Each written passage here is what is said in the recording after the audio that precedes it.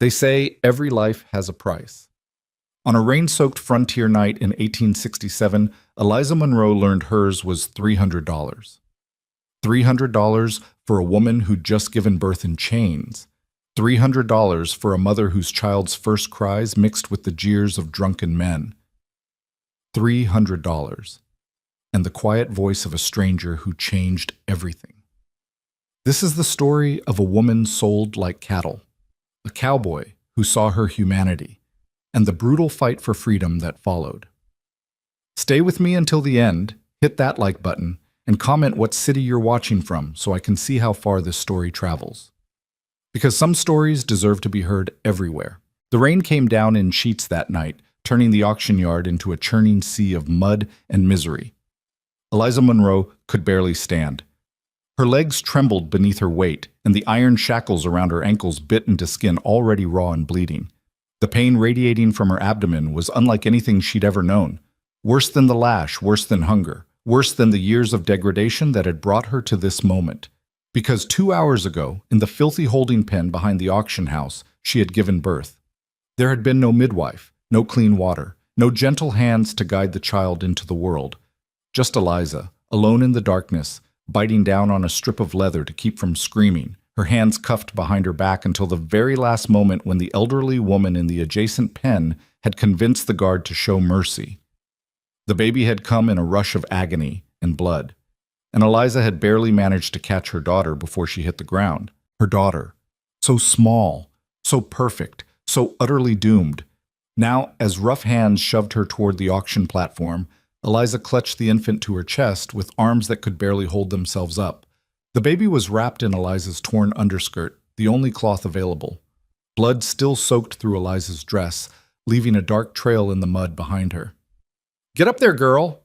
The auctioneer's assistant, a gap-toothed man named Roscoe, grabbed her arm and hauled her forward. Eliza's vision swam.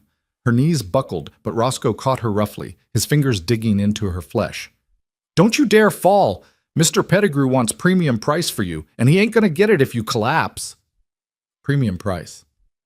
The word should have made Eliza laugh, if she'd had the strength for it.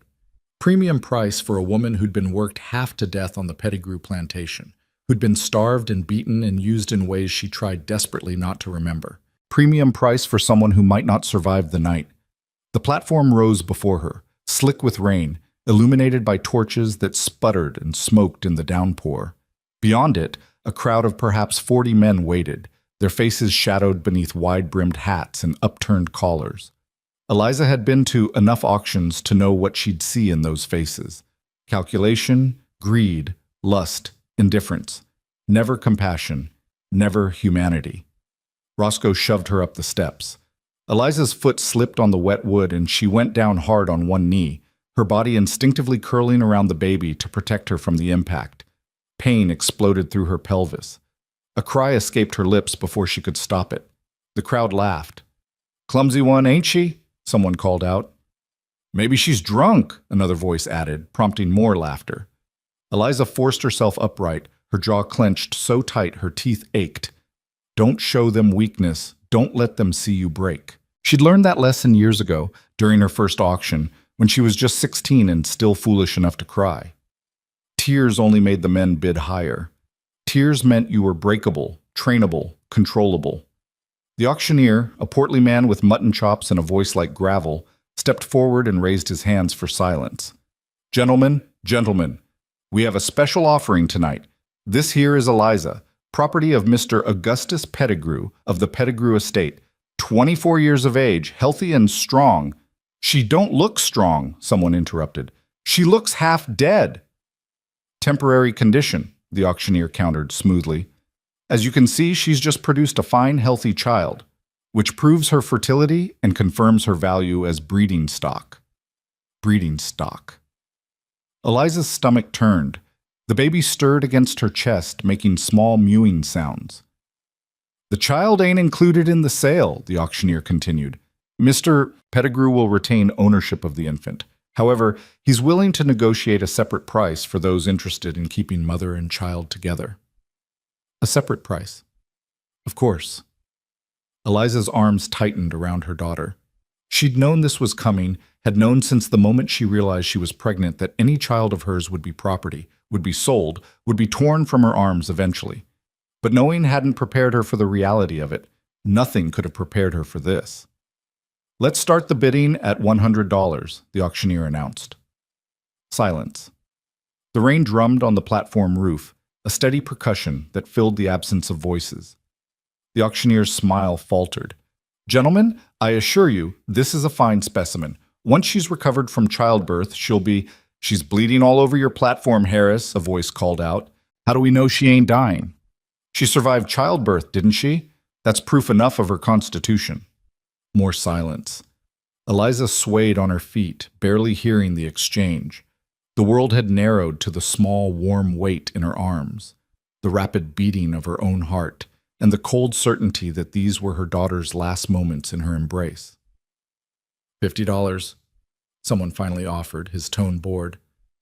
$50? The auctioneer looked personally offended. "Gentlemen, this woman is worth far more than—" "60, another voice cut in. "75. 80. The bidding continued, but it was lackluster, reluctant. Eliza recognized the pattern. They were waiting for her to collapse, to prove the skeptics right. And the truth was, she might. Her vision kept blurring at the edges. Her legs felt like they belonged to someone else. Only her grip on the baby remained strong, fueled by a desperation that transcended physical weakness. $100, the auctioneer said hopefully when the bidding stalled at 95. "Surely someone—" "I'll give you 200. The voice came from the back of the crowd, quiet but carrying clearly through the rain. Every head turned. Eliza blinked, trying to focus on the speaker, but all she could make out was a tall silhouette standing apart from the main group near the edge of the torchlight. 200? The auctioneer perked up immediately. "Well now, that's more like it. Do I hear 225? 250, the quiet voice said. A murmur ran through the crowd. This was unusual. Most buyers started low and worked their way up reluctantly. This man was driving the price up himself. "Excellent. Do I hear 300? The crowd fell silent. $300 was serious money, more than most field hands would earn in 2 years. For a woman in Eliza's condition, it was unheard of. $300. The auctioneer could barely contain his glee. Going once! Eliza stared at the shadowy figure. Who was he? Why was he doing this? Going twice! The rain intensified and lightning flickered in the distance, illuminating the stranger for just a moment. Eliza caught a glimpse of a weathered face beneath a wide hat, eyes that seemed to look directly at her, not through her, not at her body, but at her. "Sold!" The auctioneer's hammer came down with a crack. "To the gentleman in the back for $300. The crowd erupted in conversation, some men laughing, others shaking their heads at the fool who'd just overpaid so dramatically. Roscoe appeared at Eliza's side, grabbing her arm to lead her down from the platform. "Wait," Eliza gasped. "My baby?" "Mr. Pettigrew wants to see his property," Roscoe said, already reaching for the infant. "No!" Eliza twisted away, nearly losing her balance. "Please, just let me say goodbye. Hand over the child, girl, or I'll take it by force." Eliza looked down at her daughter's tiny face, at the eyes that hadn't yet learned to focus, at the mouth that moved in instinctive searching for milk Eliza's body wasn't yet producing. This was it, the last moment. She pressed her lips to the baby's forehead, breathing in her scent, memorizing the weight of her, the warmth, the absolute perfection of her existence. "I love you," Eliza whispered. "I love you, and I'm so sorry." Roscoe's hands closed around the baby. Eliza's arms were empty. The cold air rushed in where warmth had been. Somewhere deep inside her chest, something broke with such finality that she thought she might actually die from it. "Move," Roscoe ordered, pushing her toward the steps. Eliza moved. She had no choice. She never had a choice. The crowd parted as she descended, still shackled, still bleeding, now utterly empty. She barely registered the faces around her, the comments, the leers. None of it mattered anymore. Nothing mattered. Then she saw him, the man who'd bought her. He stood waiting at the edge of the auction yard, tall and broad-shouldered, his face still shadowed by his hat. As she approached, escorted by Roscoe, he He stepped forward into the torchlight. He was older than she'd expected, perhaps 40, with lines etched deep around his eyes and mouth. His face was weathered from sun and wind, his jaw strong beneath several days' worth of stubble. But it was his eyes that caught her, gray-blue, like a winter sky, and holding an expression she couldn't quite identify. Not lust, not cruelty. Something else. Something that made her deeply uneasy because she didn't recognize it. "Here she is," Roscoe announced. "One woman, as purchased. Mr. Pettigrew will need payment before you leave." The stranger looked at Eliza for a long moment, his gaze traveling from her face down to her shackled ankles and back up. Then he turned to Roscoe. "Why is she in chains?" Roscoe blinked. "Sir?" "The shackles. Why is she wearing them?" "Well, she's property, sir. We can't have her running off.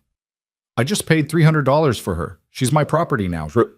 Remove the shackles." Roscoe's mouth opened and closed. That is, Mr. Pettigrew requires that all sales remain bound until they're off the premises. I don't care what Pettigrew requires." The stranger's voice remained quiet, but there was steel beneath it now. "I paid for her. She's mine. Remove the shackles, or I'll do it myself and send Pettigrew a bill for my trouble." Roscoe looked between the stranger and Eliza, clearly calculating whether this was worth an argument. Finally, he sighed and pulled a key from his pocket. "If she runs, that's your problem." "I understand."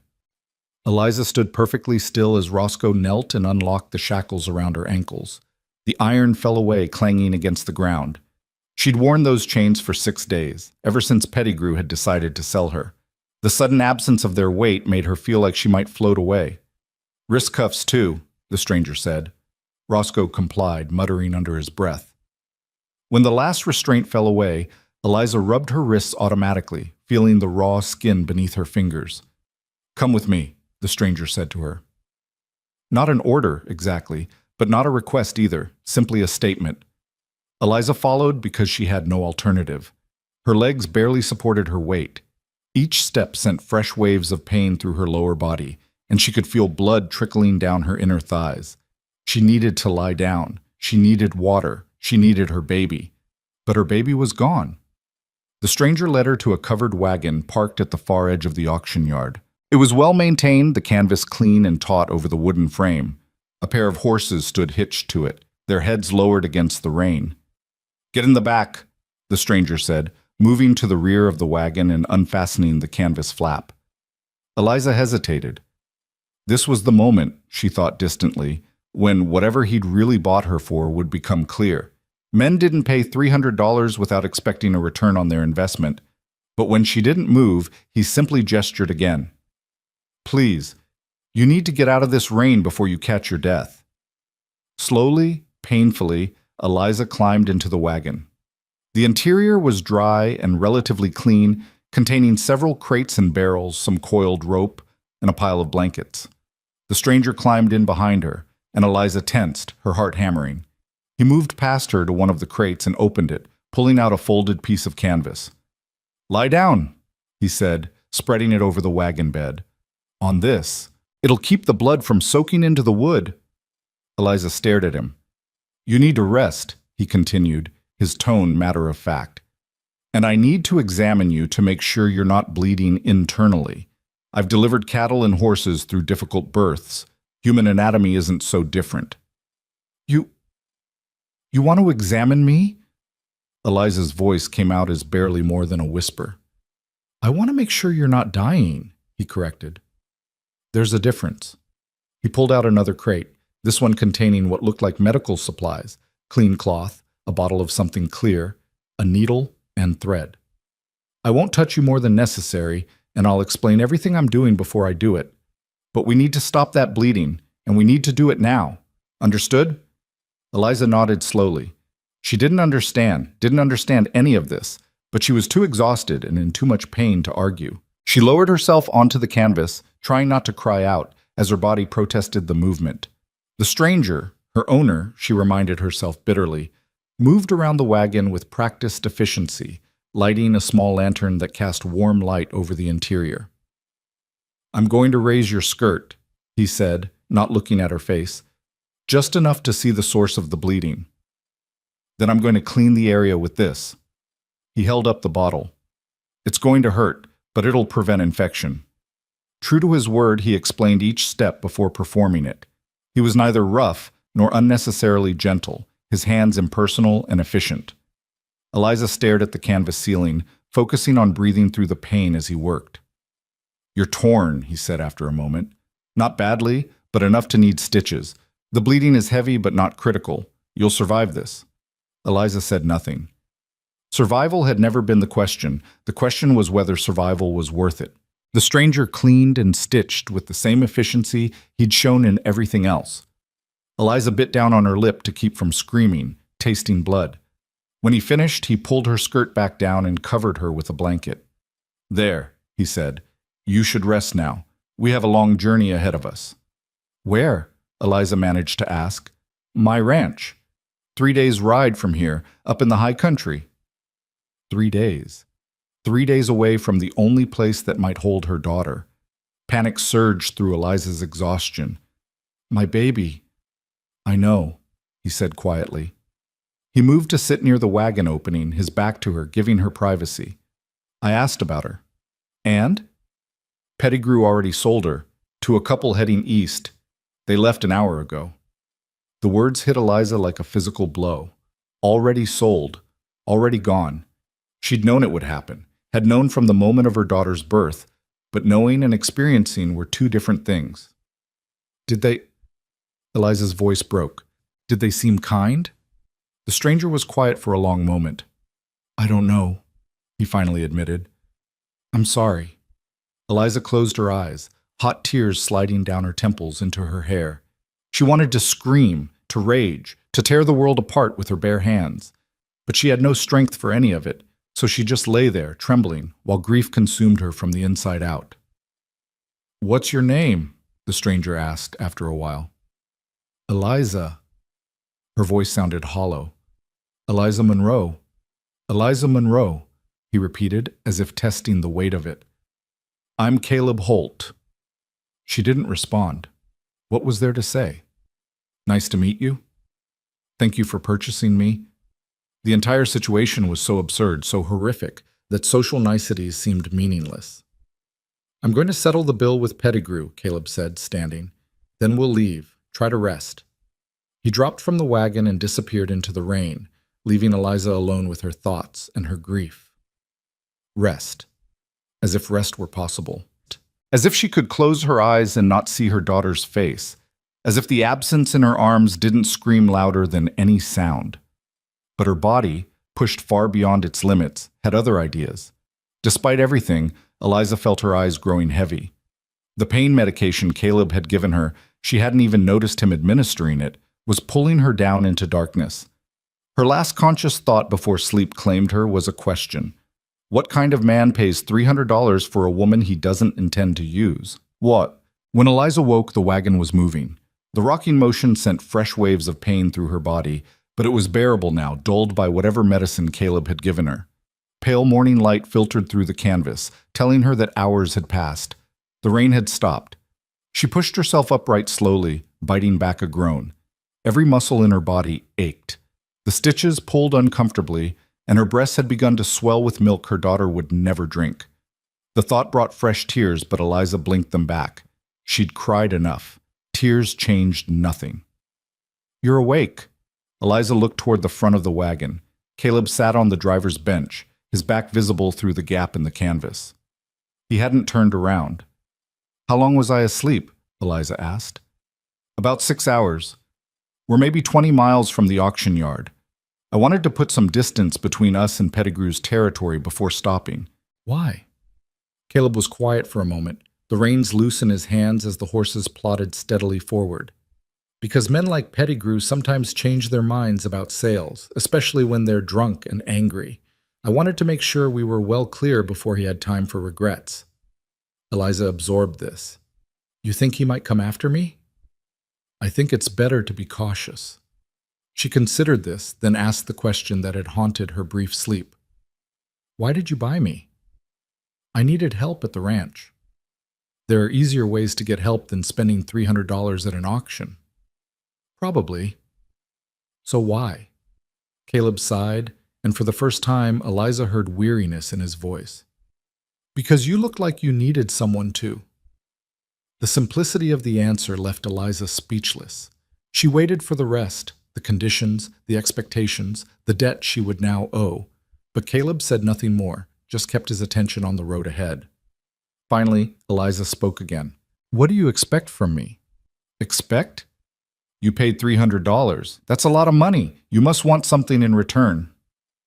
Caleb was quiet for so long that Eliza thought he might not answer. Then, I expect you to heal, to eat, to regain your strength.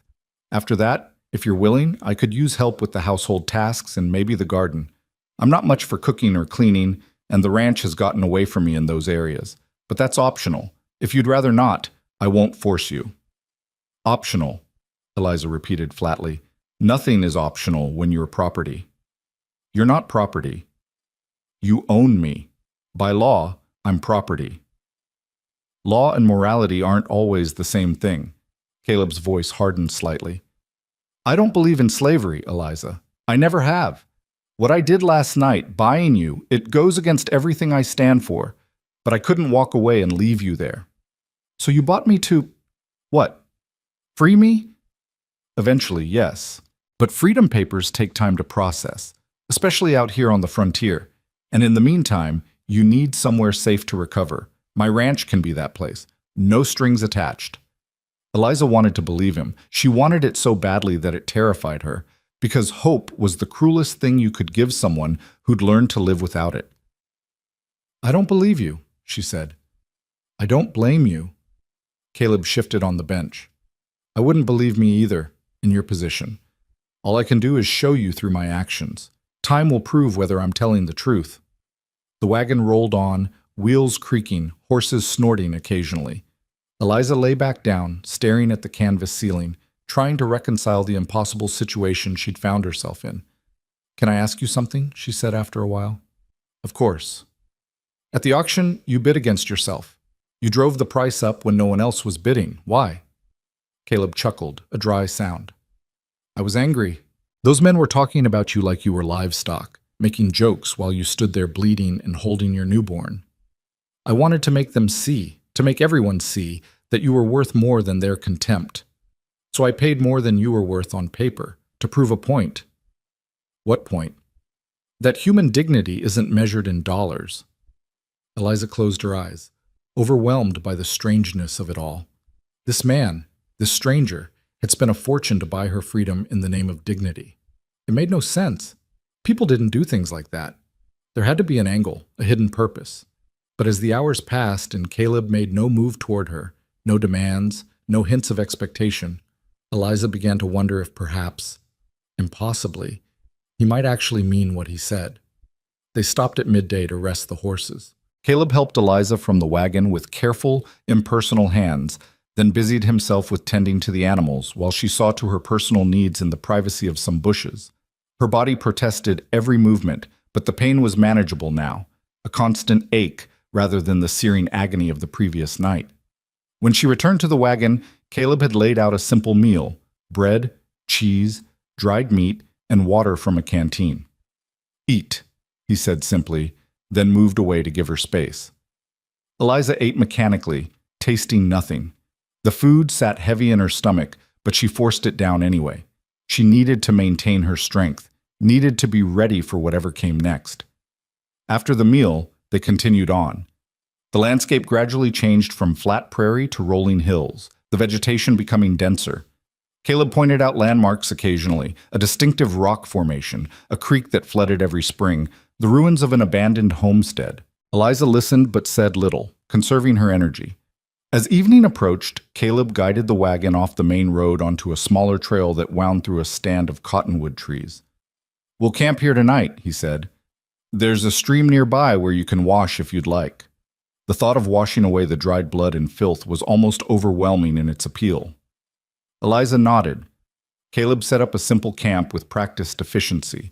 A fire for warmth and cooking, the wagon positioned to block the wind, blankets and supplies arranged for comfort.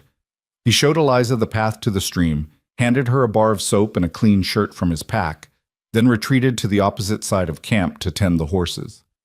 The water was shockingly cold, fed by mountain snowmelt even in late summer. Eliza stripped off her ruined dress and waded in, gasping at the temperature. But the cold was cleansing, shocking her system back to full alertness. She scrubbed her skin until it was raw, washing away blood and dirt and the phantom feeling of being handled like merchandise. The clean shirt Caleb had given her fell to her knees, soft cotton that smelled of wood smoke and sage. It was far too large, clearly his own, but it was clean and dry and far better than the shredded dress she'd left on the bank. When she returned to camp, Caleb had prepared a simple stew. They ate in silence, the fire crackling between them. After the meal, he spread blankets near the fire. "You take these," he said. "I'll sleep in the wagon bed." "I should sleep in the wagon. You paid—" "Eliza." He met her eyes directly for the first time since purchasing her. "I don't care what I paid. You're injured and recovering from childbirth. You get the better sleeping arrangement. That's not negotiable." She wanted to argue but found she lacked the energy, so she simply nodded and lay down, wrapping herself in the blankets. They smelled like him, leather and horses, and something indefinable but not unpleasant. The fire was warm, her stomach was full, her body was clean. She should have felt relief, but all she felt was the crushing absence where her daughter should have been. "Caleb?" she said into the darkness. "Yes?" "Do you have children?" Long silence. Then, "I did. A son. He died 3 years ago. Fever took him in the winter." "I'm sorry." "So am I." More silence. Then Caleb spoke again, his voice rough. "I know what it's like, Eliza, to have your child torn away from you. Maybe not in the same way, but I know the grief. It doesn't go away, but it does become bearable. Eventually." Tears slipped down Eliza's cheeks, hot against her cold skin. She didn't even have a name. "Then give her one. Even if she never knows it, you can carry it with you. Remember her by it." Eliza thought about this, turning it over in her mind. Finally she whispered, "Grace. Her name is Grace." "Grace," Caleb repeated softly. "It's a beautiful name." Eliza closed her eyes, picturing her daughter's face. Grace. Yes. She would hold that name in her heart, a small light against the darkness. It wasn't enough, would never be enough, but it was something. The fire burned lower.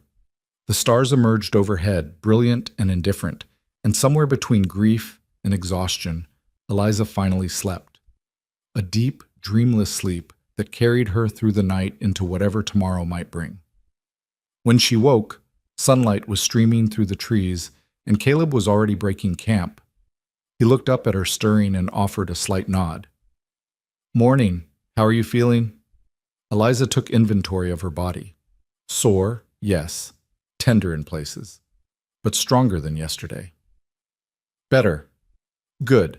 We'll reach the ranch by tomorrow evening if we make decent time. The roads get rougher from here, but the horses are fresh." They fell into the rhythm of travel, stopping periodically to rest the horses, eating simple meals, covering ground steadily. Caleb didn't press for conversation, and Eliza appreciated the quiet. She was still processing everything, still trying to understand this strange new reality. By evening of the second day, they'd climbed into foothills dotted with pine and aspen. The air was cooler here, cleaner, with a bite that promised autumn wasn't far off. They camped beside a clear-running creek that burbled over smooth stones. After dinner, as twilight settled over the landscape, Eliza finally voiced the question that had been building in her mind all day. "What happens when we reach your ranch?" Caleb looked up from the fire he'd been stoking. "What do you mean?" "I mean, what exactly are you expecting from me? You said I could help with household tasks, but you also said it was optional. So what's my role? What am I supposed to be?" Caleb set down the stick he'd been using as a poker and sat back, considering his words carefully. "You're supposed to be whatever you choose to be, Eliza. If you want to help around the ranch, I'll appreciate it. If you want to rest and heal and do nothing else for months, that's fine too. If you eventually want to leave, once we've sorted out your legal status, I'll help you get wherever you want to go." "That's not how this works," Eliza said, frustration creeping into her voice. You don't spend $300 on someone and then give them complete freedom. I do. Why? What are you getting out of this? Caleb met her gaze steadily. The knowledge that I helped someone who needed help. That's enough. That's insane. Maybe. A slight smile crossed his face. Or maybe I'm just tired of living in a world where we treat people like commodities. Maybe I wanted to do one thing, just one thing that pushed back against that system. Eliza shook her head, still not quite believing. You could have done that without spending a fortune. Could I? If I'd left you on that platform, you would have sold for $95 to some farmer who saw you as breeding stock. Your daughter was already lost to you, but at least I could make sure her mother had a chance at something better. The mention of Grace sent a fresh spike of pain through Eliza's chest. She looked away, blinking back tears. I'm sorry, Caleb said quietly. I shouldn't have brought her up. No, it's... Eliza took a shaky breath. It's fine. She's gone. I need to accept that. But acceptance and moving on are two different things. They are. And no one expects you to move on quickly. Grief takes as long as it takes. They sat in silence for a while, watching the fire burn. Finally, Eliza spoke again. I'll help with the household tasks, and the garden, if you have one. Not because I owe you, though I do, but because I need something to occupy my mind. Idleness will kill me faster than any injury. Caleb nodded. Fair enough, but the moment it becomes too much, you stop. Agreed? Agreed. That seemed to settle something between them. The tension that had been building eased slightly, replaced by a tentative understanding. Eliza wasn't naive enough to trust completely. Trust had to be earned, and Caleb Holt had only had 2 days to earn it. But she was willing to give him the benefit of the doubt. For now. The next day dawned clear and cool. They broke camp early and pushed on into increasingly rugged terrain. The trail narrowed, winding through dense forest and across rocky slopes. Caleb handled the wagon with skill, navigating obstacles that would have daunted a less experienced driver.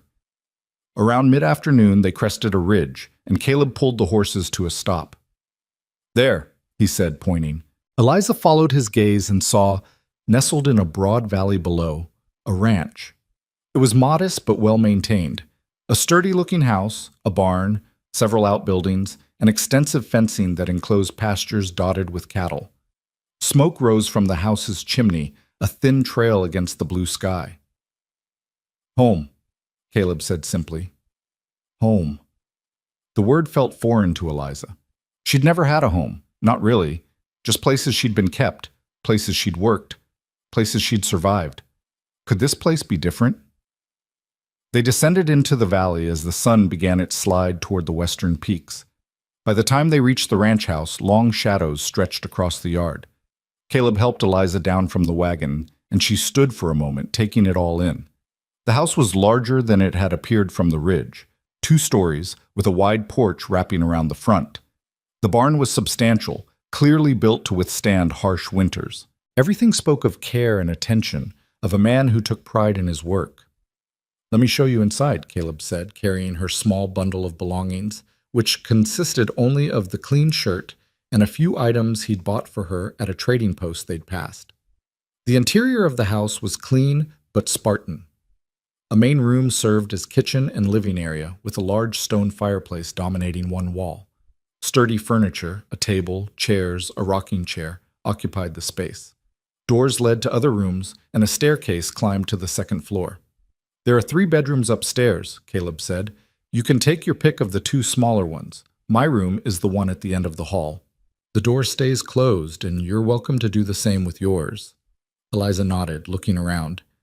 It's nice. It's functional. I'm not much for decoration. He set her bundle on the table. Why don't you rest while I tend to the horses and unload the wagon? Dinner will be simple tonight. I'm too tired for anything elaborate. I can cook, Eliza offered. You can barely walk. Rest. That's an order. Eliza bristled at the word order, but saw the slight smile playing at the corner of Caleb's mouth and realized he was being intentionally ironic.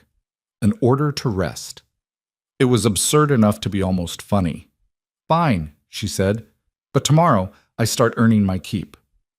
We'll see how you feel tomorrow. Caleb headed outside, leaving Eliza alone in the house. She climbed the stairs slowly, her body protesting each step. The first bedroom she checked was small but comfortable, with a real bed, an actual bed with a mattress and pillows and quilts. Eliza stared at it in disbelief. She couldn't remember the last time she'd slept on anything softer than a wooden pallet. She sat on the edge of the bed tentatively, half expecting it to collapse, or for someone to rush in and tell her she had no right to such luxury. But the bed held, and no one came. Slowly, carefully, Eliza lay back, her head sinking into the pillow. The quilt smelled of lavender and sunshine. The mattress cradled her aching body. And for the first time in years, for the first time since Grace's birth, Eliza felt something that might have been the distant cousin of safety. It wouldn't last. She knew that. Nothing good ever lasted. But for this moment, in this room, in this strange house belonging to a strange man who claimed to want nothing from her, Eliza allowed herself to simply rest. Outside, she could hear Caleb moving around, unhitching the horses, the familiar sounds of ranch work. Inside, the house settled around her with small creaks and sighs. Eliza closed her eyes, her hand unconsciously moving to her empty abdomen where Grace had once grown. "I'm still here," she whispered to the absent child. "I'm still here, and I'll remember you every day. I promise." The light faded from the window. The house grew quiet, and Eliza Monroe, sold and bought and freed in the space of 3 days, allowed herself to hope, just a little, that maybe, impossibly, things could be different here. Maybe she could be different here. Maybe this was the beginning of something other than survival. Maybe. The first morning at the ranch, Eliza woke to sunlight streaming through unfamiliar windows and the sound of a rooster crowing in the distance. For a confused moment, she didn't know where she was. Then memory crashed back. The auction, the journey, Caleb Holt, and the strange new existence that felt more like a fever dream than reality. She sat up slowly, testing her body's limits. The pain had diminished to a dull ache, and the bleeding had slowed considerably. Her breasts were swollen and tender, milk still coming in for a baby who would never nurse. Eliza pressed her hands against them, willing the pain to be physical only, but it radiated straight to her heart where Grace's absence lived like an open wound. A soft knock at the door startled her. "Eliza, you awake?" Caleb's voice, careful and respectful. "Yes. I've made breakfast. When you're ready, come down. No rush." She heard his footsteps retreat down the hallway. Eliza looked around the room, at the simple dresser, the wash basin with fresh water, the clean towel folded beside it. Someone had placed these things here while she slept. Caleb, she realized. A man who owned her but knocked on her door and gave her time and space and privacy. It made no sense. Eliza washed her face and hands, then made her way downstairs. The kitchen smelled of coffee and frying bacon, scents so normal and domestic that they seemed to belong to someone else's life. Caleb stood at the stove, his back to her, spatula in hand. "Sit," he said without turning around. "Eggs will be ready in a minute." Eliza sat at the table watching him work. He moved with the easy competence of someone long accustomed to caring for himself. When he set a plate before her, eggs, bacon, fresh bread with butter, she stared at it. "Something wrong?" he asked. "This is a lot of food. You need to rebuild your strength. Eat." Eliza picked up her fork, then hesitated. "Aren't you eating?" "Already did. I've been up since dawn." He poured her coffee, added cream without asking if she wanted it, and set the cup beside her plate. "I have work to do in the north pasture today. Fence needs mending before the cattle break through. You're welcome to come along if you're feeling up to it, or you can stay here and rest. Your choice." That word again. Choice. Eliza took a bite of eggs, chewing slowly. They were perfectly cooked, seasoned just right. When was the last time someone had cooked for her? When was the last time she'd eaten food that wasn't scraps or gruel? "I'd like to come," she heard herself say. "If I can help." Caleb studied her for a moment. "You're still recovering. I'm stronger than I look." "I don't doubt that, but there's no shame in resting when you need to." "I need to work," Eliza said firmly. "Sitting idle will drive me mad." Something flickered in Caleb's eyes, understanding perhaps, or recognition. He nodded. "All right, but the moment you need to stop, you tell me. Agreed?" Agreed. After breakfast, Caleb showed her around the ranch properly. The barn housed 6 horses, including the 2 that had pulled the wagon. There were chickens in a coop, pigs in a pen, and 2 milk cows in a small paddock near the house. The cattle, maybe 200 head, Caleb estimated, grazed in the larger pastures beyond. "It's a lot for one man," Eliza observed. "It is. I had help until last spring, a couple of ranch hands who worked the place with me, but one got married and moved to town, and the other headed to California chasing gold rumors." Caleb shrugged. "I've been managing alone since then, but it's getting harder. Why I mentioned needing help." They loaded tools and fence posts into a small wagon hitched to a single horse, then set out across the property. The morning was cool and clear, the kind of day that made Eliza understand why people spoke of the West with such longing. Wide open spaces, clean air, mountains rising in the distance like sentinels watching over the valley. The broken fence was about a mile from the house, where several posts had rotted through and the wire sagged dangerously low. Caleb set to work digging out the old posts while Eliza gathered the tools and materials he needed, anticipating what he'd ask for before he spoke.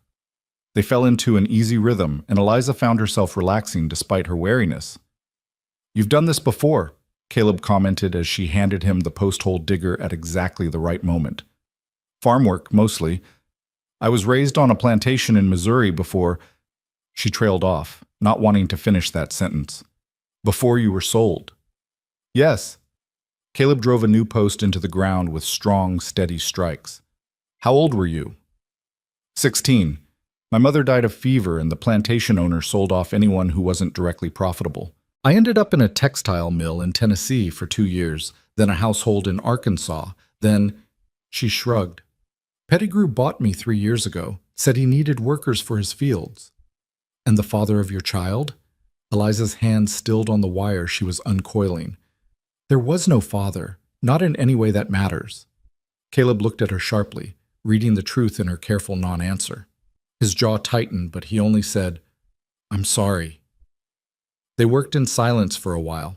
Eliza appreciated that he didn't press for details, didn't offer empty platitudes. He simply acknowledged her pain and moved on, giving her the dignity of privacy. By midday, they'd replaced 4 posts and restrung the wire. Eliza's body was protesting, the stitches pulling uncomfortably, but she refused to stop. The physical labor was cleansing somehow, burning away some of the helpless fury that had been building inside her since Grace's birth. Caleb finally called to halt when he noticed her favoring her left side. "That's enough for today.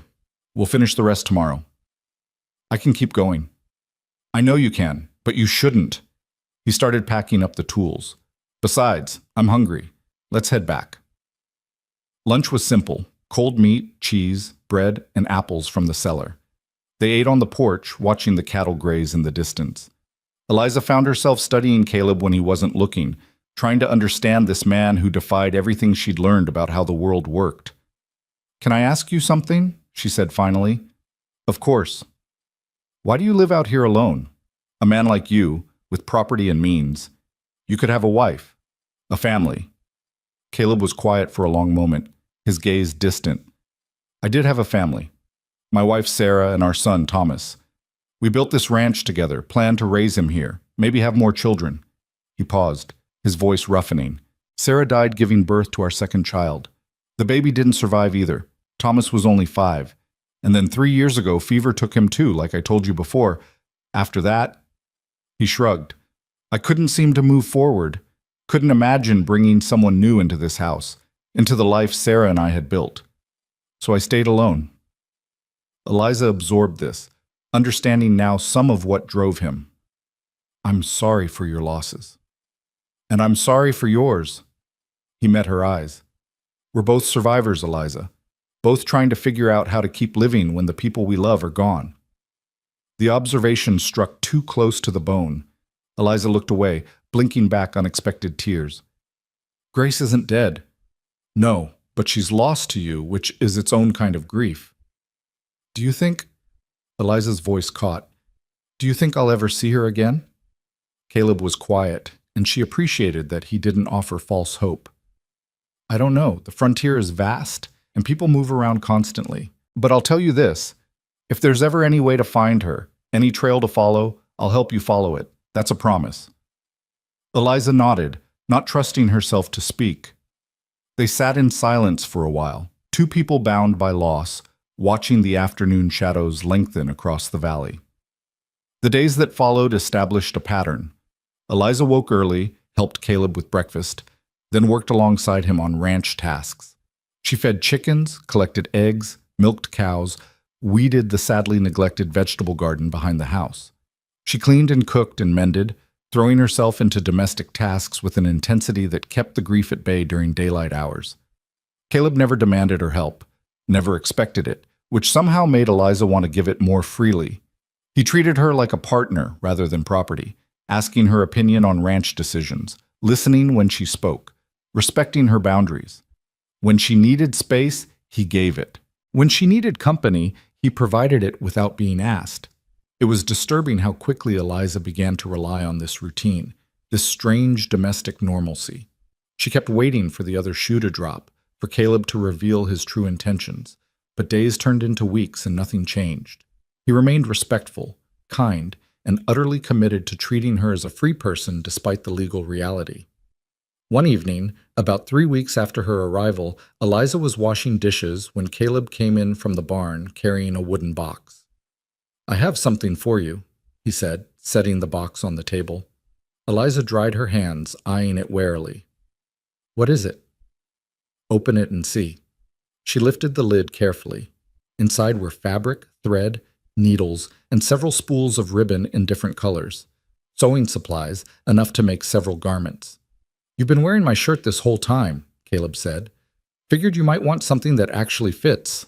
There's a general store catalog in there too, if you want to order ready-made clothes, but I thought you might prefer to make your own."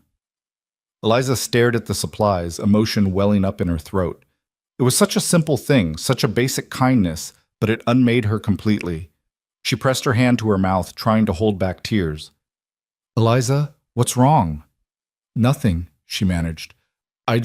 No one's ever—" She couldn't finish the sentence. Caleb's expression softened. "They're just sewing supplies, Eliza." "No?" She shook her head. "They're not. They're proof that you see me as a person who deserves to choose her own clothes and make her own decisions, and—" The tears spilled over. "I don't know how to accept this. Any of this. Every kindness you show me feels like a debt I can never repay." "There is no debt." Caleb pulled out a chair and sat down, gesturing for her to do the same. When she complied, he leaned forward, his expression serious. "Listen to me carefully, Eliza. You don't owe me anything. Not gratitude, not labor, not loyalty, nothing. What I did, buying you, bringing you here, I did for my own conscience, not to put you in my debt. If you choose to stay and help with the ranch, I'm grateful.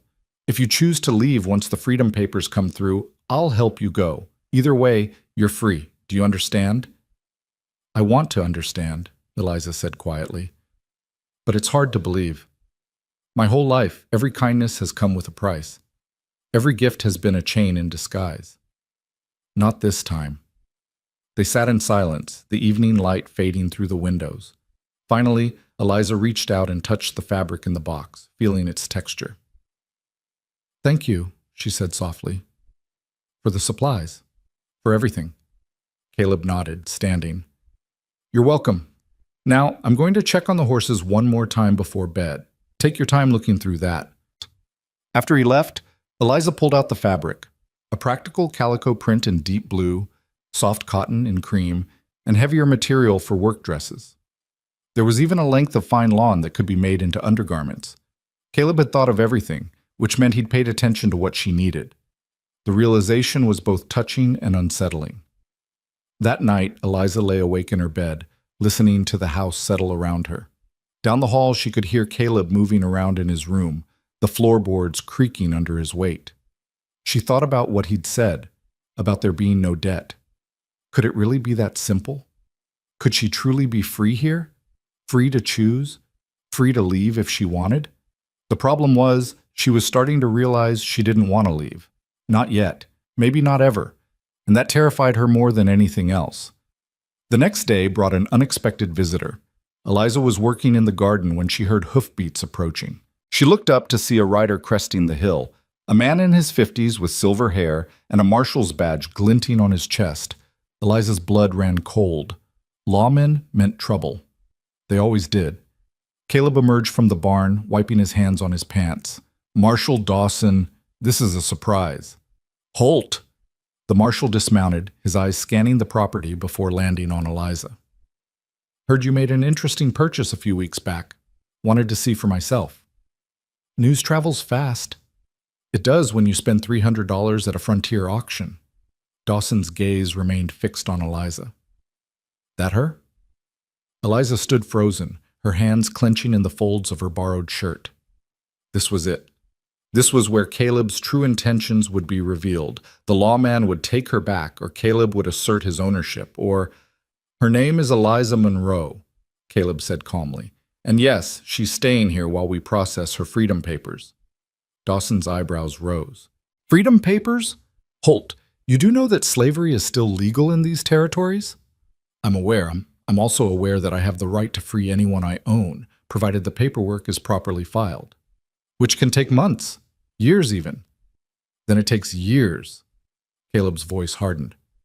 But it will happen. The marshal studied them both for a long moment. Then he surprised Eliza by smiling. Relax, both of you. I'm not here to cause trouble. Actually, I'm here to help. Help how? Caleb asked cautiously. You're not the only one who thinks this whole system is rotten, Holt.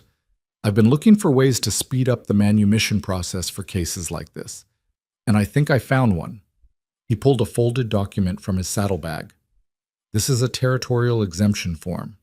If you file it with the court, along with a notarized statement of intent to free, it can bypass some of the usual waiting periods. Caleb took the document, scanning it quickly. This is legitimate? As legitimate as anything in this territory. Won't make her free overnight, but it'll cut the process down to a few months instead of years. Dawson looked at Eliza. You understand what this means, Miss Monroe. Once this is filed, you'll be in a kind of legal limbo. Not quite free, not quite enslaved. Some people might try to take advantage of that. Eliza found her voice. People have been taking advantage of me my whole life, Marshal. At least this way there's an end in sight. Dawson nodded approvingly. Smart woman. Holt, you'll need to get this notarized in town. I'd recommend doing it soon before anyone gets ideas about challenging your ownership. Like who? Caleb's tone sharpened. Like Augustus Pettigrew. Dawson's expression darkened. Word is he's been drinking heavily since your purchase. Saying you made him look like a fool, drove up the price just to humiliate him. Man like that, with that much pride, he might try to cause problems. Eliza's stomach dropped. She'd thought she was safe here, far from Pettigrew's reach. But if he came looking for her, if he tried to reclaim her... Let him try, Caleb said coldly.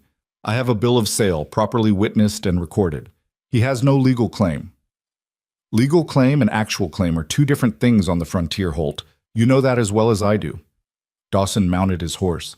Just be careful, both of you, and get those papers filed soon. After the marshal left, Eliza and Caleb stood in the yard, the weight of the warning settling over them. He won't come here, Caleb said, but he sounded like he was trying to convince himself. Pettigrew is a coward. He only strikes when he has overwhelming force on his side. You don't know him like I do, Eliza said quietly. When he drinks, he gets mean. And when he gets mean, he doesn't care about consequences. Caleb looked at her, seeing the fear she was trying to hide. Then we'll be ready. I'll ride to town tomorrow and file the papers, and I'll make sure we have guns loaded and accessible just in case. You'd fight for me? The question slipped out before Eliza could stop it. Yes, Caleb said simply. I would. That night, Eliza couldn't sleep. She kept imagining Pettigrew's face, his hands, the way he'd looked at her with such contempt when he'd ordered her sold. He was a man who didn't like losing, and Caleb had made him lose publicly. That kind of humiliation demanded retribution. Around midnight, she gave up on sleep and went downstairs. To her surprise, Caleb was there, sitting at the table with a rifle across his lap, cleaning it methodically. Couldn't sleep either, he asked without looking up. No. Eliza sat across from him, watching his hands work. Are you really going to fight if he comes? Yes. Why? I'm not worth dying for. Caleb looked up sharply. Don't say that. It's true. You barely know me. I'm just... You're a human being who deserves dignity and freedom, Caleb interrupted. That's worth fighting for, worth dying for if it comes to that. But it shouldn't have to come to that. I could just leave, disappear. Then you'd be safe, and Pettigrew would have no reason to come after you. And where would you go? You have no money, no papers, no way to survive on your own out here. Caleb set down the cleaning cloth. Besides, I made you a promise. I told you this was a safe place, that you were free here. I don't break my promises. Eliza felt tears prickling her eyes again. This man, this impossible man, was willing to risk everything for her. It made no sense. It defied every lesson she'd learned about human nature. I don't understand you, she whispered. I don't need you to understand me. I just need you to trust me. He met her eyes. Can you do that? Eliza thought about the past 3 weeks, about the locked doors he'd never tested, the boundaries he'd never crossed, the promises he'd kept, about the way he treated her like a person, not property, about the sewing supplies and the freedom papers and the simple radical act of asking for her trust instead of demanding her submission. Yes, she said finally, I can trust you. Something eased in Caleb's expression. Good. Now go back to bed and try to rest. Tomorrow's going to be a long day. Eliza climbed the stairs slowly, Caleb's words echoing in her mind. Trust. Such a fragile, dangerous thing. But for the first time in her life, she thought maybe, just maybe, it was safe to try. The trip to town the next day was tense. Caleb insisted Eliza come with him, saying it was safer than leaving her alone at the ranch. They took the wagon, with a rifle within easy reach and Caleb's pistol holstered at his hip. The town of Clearwater was small, just a main street lined with weathered buildings and false-fronted shops. People stopped to stare as they passed, eyes lingering on Eliza. She kept her gaze forward, refusing to show fear. The courthouse was a squat brick building at the end of the street. Inside, a clerk with spectacles and ink-stained fingers looked up from his ledger. Help you? I need to file manumission papers, Caleb said, producing the documents Marshal Dawson had provided. The clerk's eyebrows rose as he scanned the forms. This is a territorial exemption. Where'd you get this? From someone who knows how to use it. Can you file it or not? The clerk hesitated, then shrugged. I can file it, but you'll need a notary to witness your signature, and that'll cost you $5. Fine. The process took an hour, filled with bureaucratic ritual and careful documentation. Eliza stood silent throughout, trying to believe that these pieces of paper would actually change her life.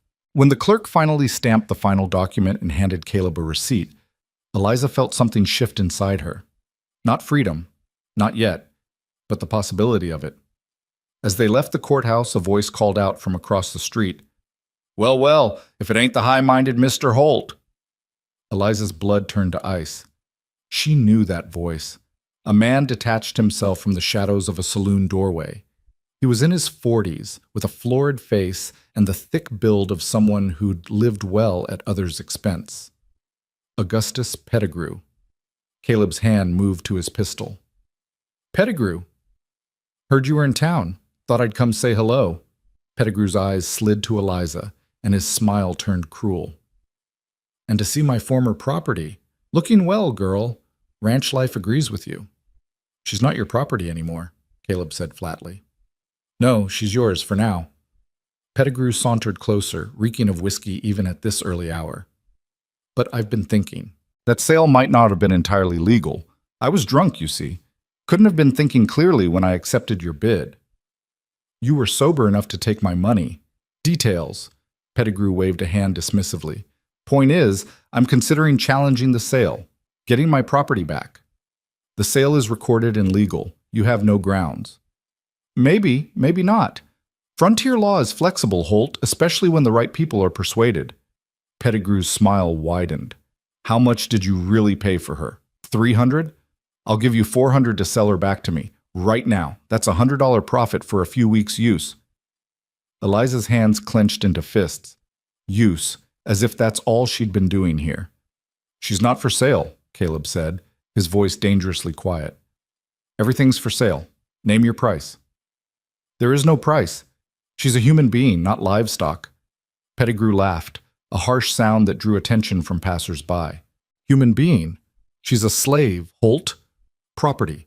And you're a fool if you think some paperwork is going to change that. The paperwork is already filed. In a few months, she'll be legally free. So whatever you're planning, you're too late.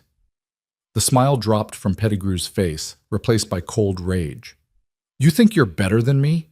You think you're some kind of savior? You're not. You're just a lonely widower who bought himself a woman because you can't get one any other way. Caleb's jaw tightened, but he kept his voice level. We're done here. Come on, Eliza. He took her arm gently, guiding her toward the wagon. Pettigrew called after them. This isn't over, Holt. I'll see you ruined for this. You and that whore both. Caleb spun, and for a moment Eliza thought he might actually draw his gun. But he just stared at Pettigrew with such contempt that the other man actually took a step back. If you come near my ranch, Caleb said, each word deliberate and cold, I will defend my property and everyone on it. By any means necessary. Remember that before you do something stupid. They climbed into the wagon and left, but Eliza could feel Pettigrew's eyes boring into her back the entire way. The ride home was silent, tension crackling between them. When they finally reached the ranch, Caleb helped Eliza down and then started unhitching the horses, his movements sharp and angry. I'm sorry, Eliza said. Caleb looked at her in surprise. For what? For causing this. For bringing his anger down on you. Eliza, none of this is your fault. Pettigrew is angry because I exposed him for what he is, a petty, cruel man who treats people like objects. He'd be angry at anyone who challenged him. But now he's threatening you because of me. Let him threaten. I've faced worse than Augustus Pettigrew. Caleb finished with the horses and turned to her fully. Listen to me. I knew what I was doing when I bought you. I knew it might have consequences, and I'd do it again, without hesitation. So stop apologizing for existing, for needing help, for being human. You have nothing to be sorry for. Eliza nodded, though the guilt still sat heavy in her chest. They went about the evening chores in silence, both lost in thought. At dinner, Caleb was quiet, and Eliza could see him working through scenarios, making plans. You're worried he'll actually come, she said finally. I'm being cautious. There's a difference. What will we do if he does? Caleb looked at her seriously. If he comes with the law, which he can't because the sale was legal, we show them the paperwork. If he comes with hired guns, he paused, then we defend ourselves. You know how to shoot? No? Then tomorrow, I teach you. The next morning, Caleb set up targets behind the barn, old bottles and tin cans balanced on fence posts. He showed Eliza how to hold the rifle, how to sight down the barrel, how to breathe and squeeze the trigger rather than pull it. The first shot knocked her backward, the recoil stronger than she'd expected. The second went wide. But by the 10th shot, she was hitting the targets with increasing regularity. Good, Caleb said, nodding approval. You're a natural. Or desperate, Eliza said, reloading. Desperation can be a powerful teacher. They practiced for an hour each day after that, until Eliza could reliably hit what she aimed at. Caleb taught her to load and clean the weapons, to recognize when they were about to jam, to shoot from different positions. It was practical knowledge, necessary knowledge, but it also made the threat feel more real. A week passed. Then 2. No sign of Pettigrew. Eliza began to hope that maybe his threats had been empty, fueled by liquor and wounded pride but lacking real follow-through. She settled deeper into life on the ranch. She sewed herself 2 work dresses and 1 nicer outfit for town trips, hemming them carefully and taking pride in the fit. She expanded the garden, planting late-season crops that would mature before the first frost. She learned the rhythms of the cattle, the personalities of the horses, the way the light changed as autumn approached. And slowly, carefully, she learned to trust Caleb Holt. It showed in small ways, the way she no longer flinched when he moved suddenly, the way she started offering opinions without being asked, the way she sometimes laughed at his dry observations about ranch life. She started calling him Caleb instead of Mr. Holt, started meeting his eyes instead of keeping her gaze downcast. One evening, they were sitting on the porch after dinner, watching the sun set over the mountains. It had become their routine, this quiet companionship at day's end. Can I ask you something? Eliza said. Always. Why didn't you ever remarry? After your wife died, I mean. Surely women in town would have. Caleb was quiet for a moment. Some did show interest, but I couldn't. Every time I thought about it, I just felt tired. Tired of hoping, tired of risking loss again. Easier to be alone. Is it? Eliza asked softly. Easier? No, he admitted. It's lonelier, but it feels safer. I understand that. They sat in silence as the sky turned from gold to purple to deep blue. Stars began to emerge, bright and endless.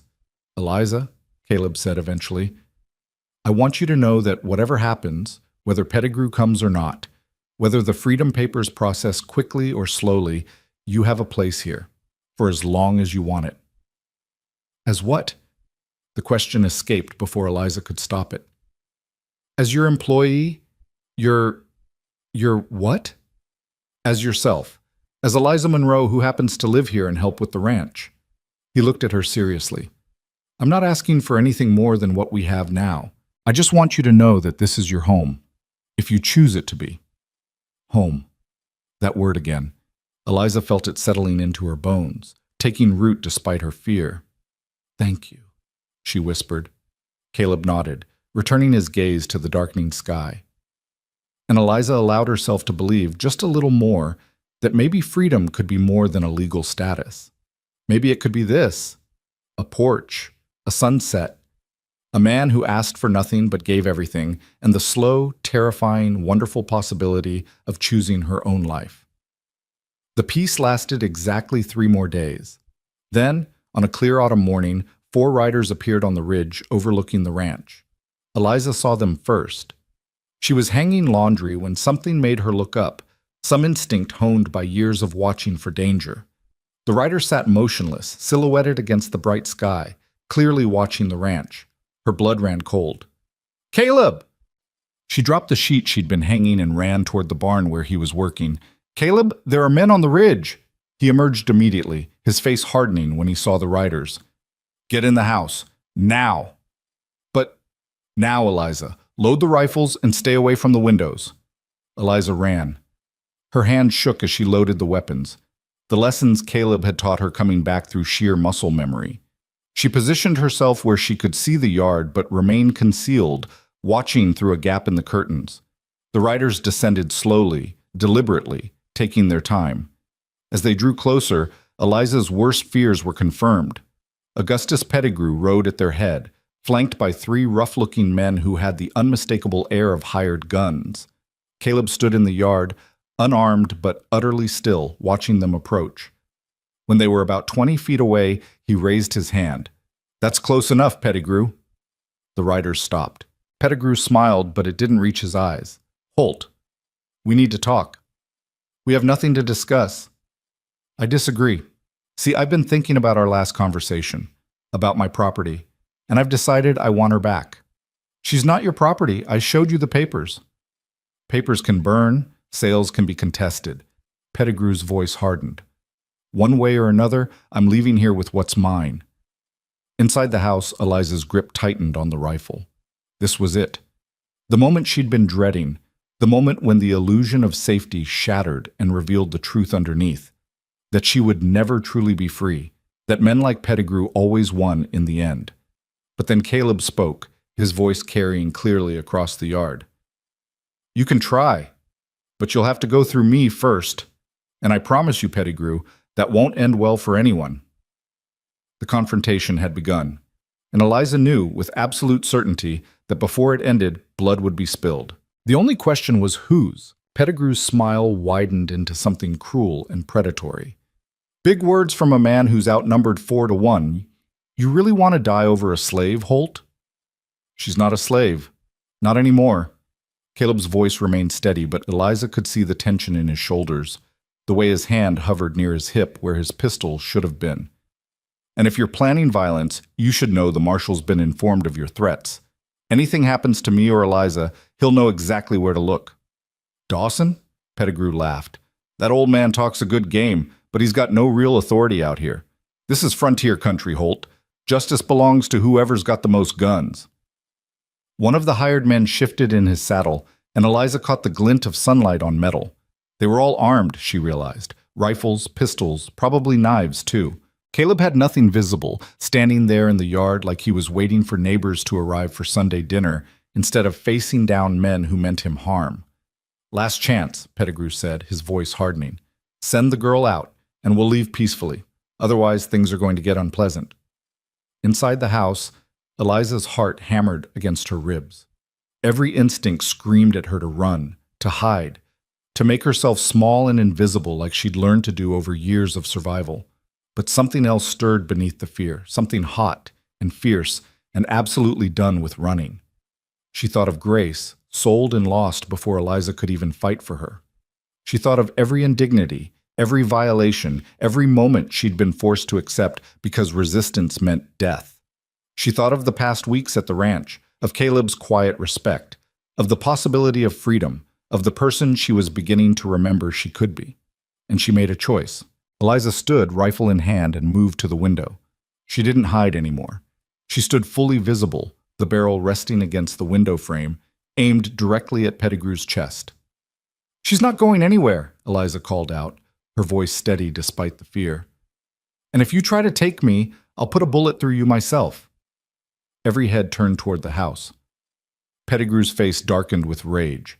"You dare point a gun at me, girl? I'll have you whipped till—" "You'll do nothing," Eliza interrupted, her finger sliding to the trigger like Caleb had taught her.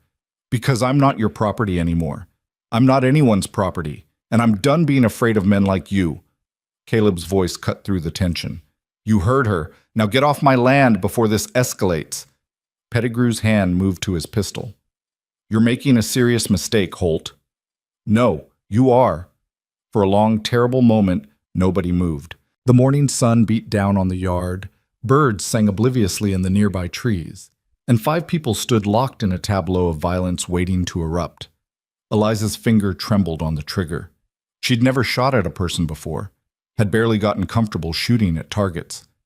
Could she actually do it? Could she take a life? Then one of the hired guns made the decision for everyone. He jerked his rifle up, swinging it toward Caleb. Eliza didn't think.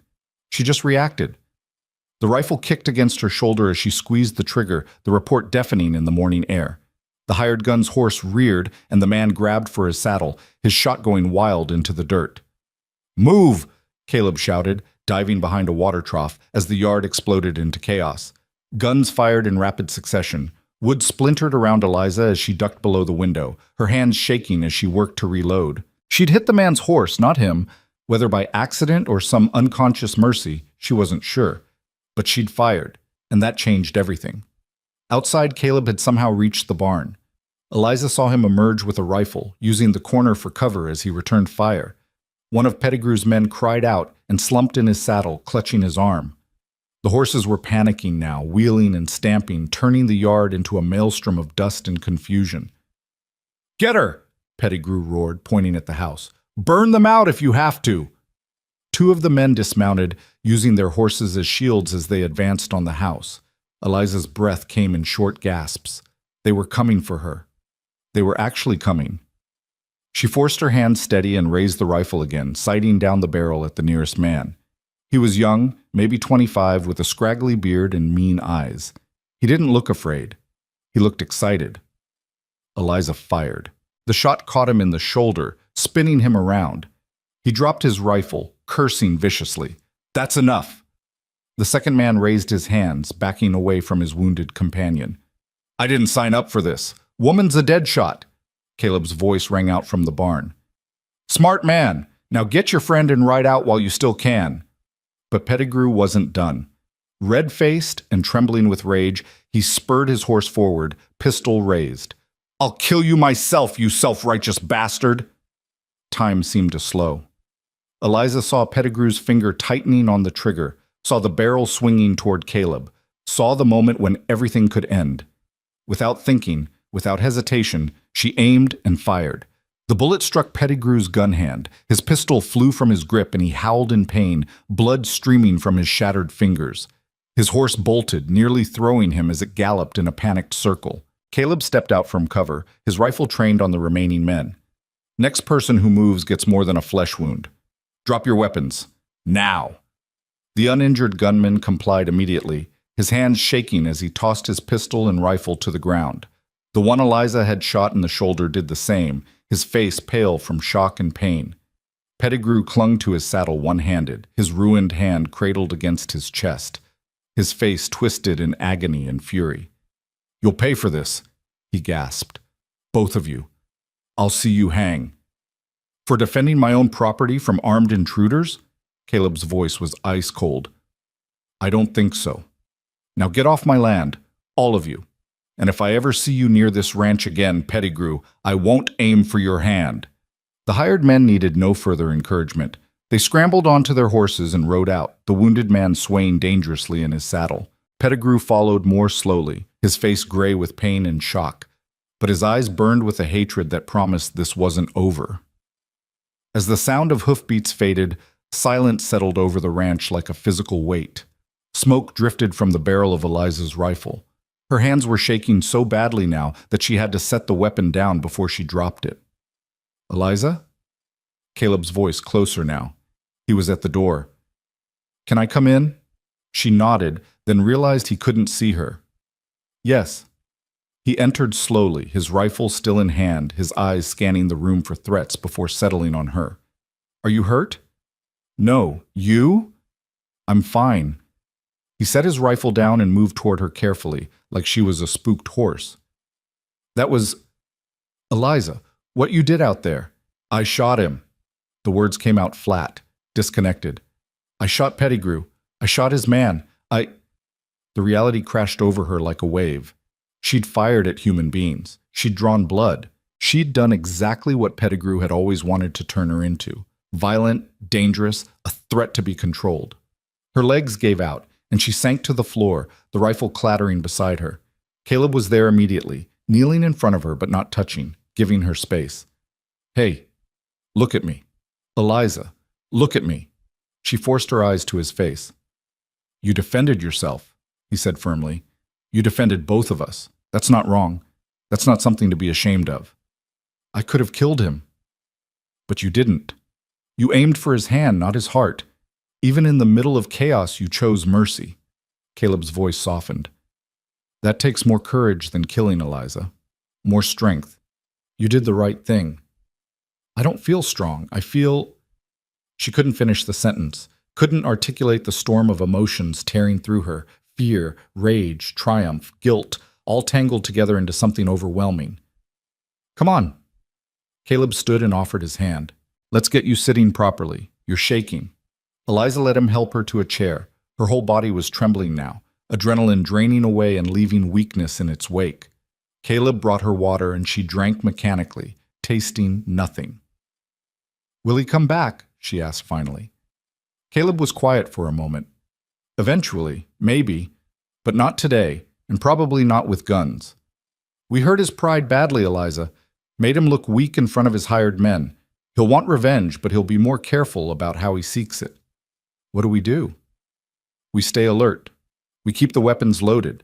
And first thing tomorrow I ride to town and report what happened to Marshal Dawson. Get it on record that Pettigrew attacked us, that we defended ourselves legally." He met her eyes. "But Eliza, you need to understand something. After this, there's no going back. You stood up to him. You fought. Men like Pettigrew, they don't forget that." "I know." Eliza's hands clenched into fists. "But I'm done running, done hiding. If he comes for me again, I'll fight again. I'll keep fighting until either he's gone or I am." Something flickered in Caleb's expression. Approval, maybe, or recognition. "Then we fight together. Because you're not alone in this anymore." The words settled over Eliza like a blanket, warm and solid. Not alone. For the first time in her entire life, she wasn't facing danger alone. Someone was standing with her, beside her, not because he owned her or wanted something from her, but because he'd chosen to. Because he believed she deserved protection and dignity and freedom. They spent the rest of the day securing the ranch. Caleb checked every door and window, making sure they could be properly barred. He moved weapons to strategic locations throughout the house. He even rigged a simple alarm system using tin cans and wire that would alert them if anyone approached at night. Eliza helped where she could, but mostly she tried to process what had happened. She'd crossed a line today, one she could never uncross. She'd met violence with violence, had refused to be a victim, had claimed her right to defend herself. The old Eliza, the one who'd survived by making herself small and compliant, was gone. In her place stood someone harder, fiercer, less willing to bend. She wasn't sure if that was a good thing or not. But it was done. As evening approached, Caleb cooked dinner while Eliza kept watch from the window. Neither of them had much appetite, but they forced themselves to eat. Strength would be important in the days ahead. "Tell me about your son," Eliza said suddenly, breaking the silence. Caleb looked up, surprised. "Thomas?" "Yes. You said fever took him, but you never talk about what he was like." Caleb was quiet for a long moment, his fork frozen halfway to his mouth. Then he set it down and leaned back. "He was 6 when he died. Smart as a whip, always asking questions about everything. Why is the sky blue? Where do stars come from? How do horses know where to walk?" A faint smile crossed his face. Drove Sarah crazy sometimes, all those questions. But I loved it, loved that he was curious about the world. "He sounds wonderful." He was. He loved this ranch, loved helping with the animals. Every morning he'd follow me to the barn, trying to carry buckets that were bigger than he was. Caleb's voice roughened. The day the fever started, he complained his head hurt. We thought it was nothing. By nightfall, he was burning up. 3 days later, he was gone. Eliza reached across the table and took his hand without thinking. Caleb looked down at their joined hands, then back at her face. "I'm sorry," she said softly. "No parent should have to bury their child." "No, they shouldn't." He squeezed her hand gently. "But we do. We survive it somehow. Just like you'll survive losing Grace. Not forget, never forget, but survive." "How?" The question burst from Eliza. "How do you survive losing someone you love? How do you wake up every day knowing they're gone and keep going anyway?" Caleb considered this carefully. "You find reasons, small ones at first. The cattle need feeding, the fence needs mending, someone else needs help. You string together enough small reasons and eventually they add up to something bigger. A purpose. A life worth living, even in grief." "Is that what I am?" Eliza asked quietly. "One of your small reasons?" "No." Caleb met her eyes directly. "You're one of the bigger ones." The weight of that statement hung between them. Eliza wanted to pull her hand back, to retreat into safety, but she found she couldn't, didn't want to. Something had shifted between them today, forged in gunfire and shared danger. Trust had deepened into something else. Something Eliza wasn't quite ready to name, but could feel taking root nonetheless. "I should check the perimeter once more before dark," Caleb said finally, releasing her hand and standing. "You should rest. It's been a long day. I'm not tired." "Then pretend. Your body needs to recover from the shock, even if your mind won't let you sleep." Eliza nodded and headed upstairs. But she didn't lie down. Instead, she sat by the window of her room, watching the sun set over the valley, her rifle across her lap. Below, she could see Caleb making his rounds, checking locks and sight lines with methodical thoroughness. The man was preparing for war, she realized. And so was she. Night fell, deep and moonless. Every shadow seemed to hide threats. Every sound made Eliza's heart race. She dozed fitfully in her chair, jerking awake at imagined noises, her hand always on the rifle. Around midnight, she heard footsteps in the hallway. Her grip tightened on the weapon before Caleb's voice came softly through her door. "It's just me. I'm going to sleep in the hallway tonight, between your room and the stairs. Just wanted you to know so you don't shoot me." "You don't have to do that." "I know, but I'm doing it anyway. Try to rest, Eliza." She heard him settle onto the floor outside her door, heard the rustle of a blanket being arranged. The man was sleeping on the hard floor to guard her room. The realization brought tears to Eliza's eyes. "Caleb?" she called softly. "Yes?" "Thank you for everything." "You're welcome. Now sleep." This time Eliza did lie down, though she kept the rifle beside her bed. Knowing Caleb was just outside the door, standing watch, made the darkness less threatening. She closed her eyes and eventually drifted into an uneasy sleep. The next morning dawned gray and heavy with the promise of rain. Caleb was already up when Eliza emerged from her room, his eyes shadowed with fatigue, but his movements as purposeful as ever. "I'm riding to town," he announced. "Should be back by late afternoon. You're going to stay here, doors locked, rifle loaded. Don't open up for anyone except me or Marshal Dawson. Understand? I should come with you. It's safer if you stay here. If Pettigrew's watching the town, I don't want him knowing you're vulnerable on the road." He pulled on his coat. "Besides, someone needs to mind the ranch. Can you handle that?" Eliza nodded, though anxiety gnawed at her. The thought of being alone here, waiting, not knowing if Caleb would return safely, it was almost worse than facing danger directly. "If I'm not back by dark," Caleb continued, strapping on his gun belt, "you barricade yourself in the house, and don't come out until Dawson arrives. Promise me." "I promise." He moved toward the door, then paused and turned back. "Eliza, if something happens to me, don't."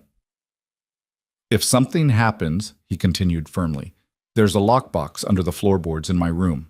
It has money, the deed to this ranch, and signed papers transferring ownership to you. Everything's legal and notarized. You'll be taken care of." Eliza stared at him, speechless. When did you do that?" "Week after you arrived. Just seemed like the right thing to do." He met her eyes. "You deserve security, Eliza, whether I'm here or not." Before she could respond, he was gone, the door closing behind him with quiet finality. Eliza watched through the window as he saddled his horse and rode out, heading toward town at a steady pace. Within minutes, he'd disappeared over the ridge, and she was alone. The day stretched endlessly. Eliza tried to occupy herself with chores, feeding the animals, collecting eggs, weeding the garden, but her eyes kept drifting to the ridge, watching for Caleb's return, or for other riders. Every distant sound made her freeze, listening. By noon, the rain arrived, a steady downpour that turned the yard to mud and reduced visibility to a few dozen yards. Eliza retreated to the house, positioning herself where she could watch the approaches. The rifle never left her side. Hours crawled past. 1 o'clock. 2. 3. 4. The rain continued, relentless. 5 o'clock came and went. Still no sign of Caleb. As 6 o'clock approached and the light began to fade, Eliza's anxiety transformed into genuine fear. Something had happened. It had to have. Caleb wouldn't stay in town this late without good reason, unless he couldn't come back. Unless Pettigrew had... No. She refused to complete that thought. At 7 o'clock, with full dark settling over the valley and rain still hammering the roof, Eliza heard hoofbeats. She rushed to the window, rifle raised, heart in her throat. A single rider was approaching through the rain, hunched against the weather.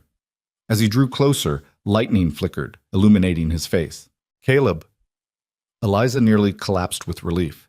She ran to the door, throwing back the bolt and yanking it open. Caleb stumbled inside, soaked to the bone, his face grim. "What happened?" Eliza demanded, helping him out of his dripping coat. "You're hours late. I thought..." "Pettigrew's in jail," Caleb said flatly. Eliza froze. "What?" "I got to town, filed my report with Dawson. While I was there, the doctor showed up with one of Pettigrew's men, the one you shot in the shoulder. Man was delirious with infection, and the doctor made him talk about what happened. Once Dawson heard that Pettigrew had come to the ranch with armed men, intent on taking you by force, he arrested him."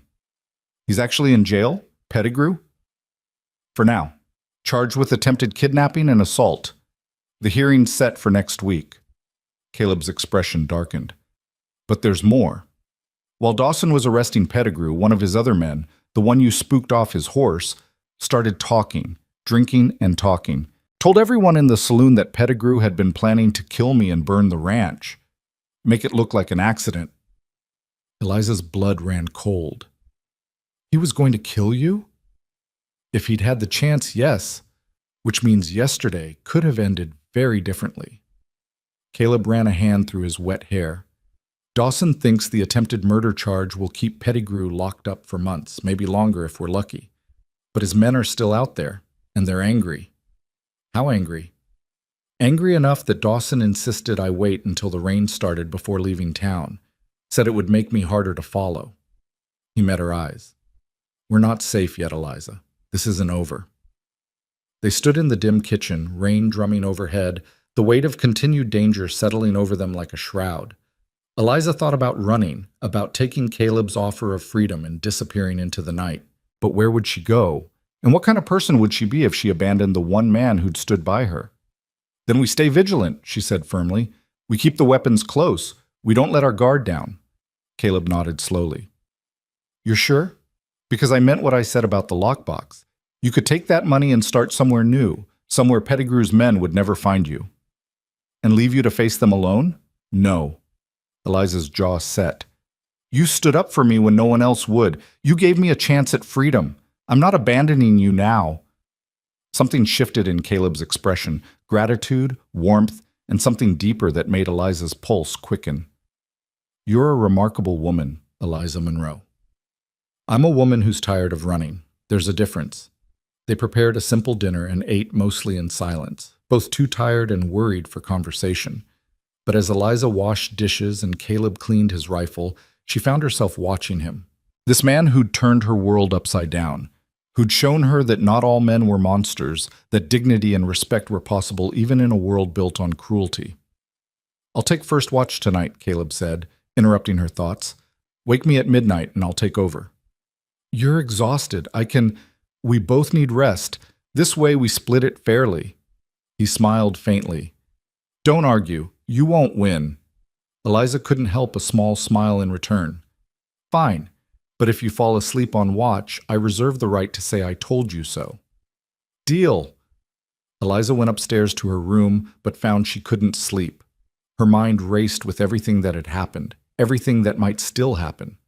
Pettigrew was in jail, but his men weren't, and men with something to prove could be even more dangerous than their boss. Around 11:30, she gave up on sleep and went downstairs. Caleb was sitting by the window, rifle across his knees, staring out into the rain-soaked darkness. Couldn't sleep either, he asked without turning. Too much thinking. I know the feeling. He shifted over, making room for her to sit beside him. Might as well keep watch together. They sat in companionable silence, watching the storm rage outside. Lightning flickered occasionally, illuminating the yard in brief, stark snapshots. Each flash had Eliza tensing, expecting to see riders approaching, but the yard remained empty. Can I ask you something? Caleb said after a while. Of course.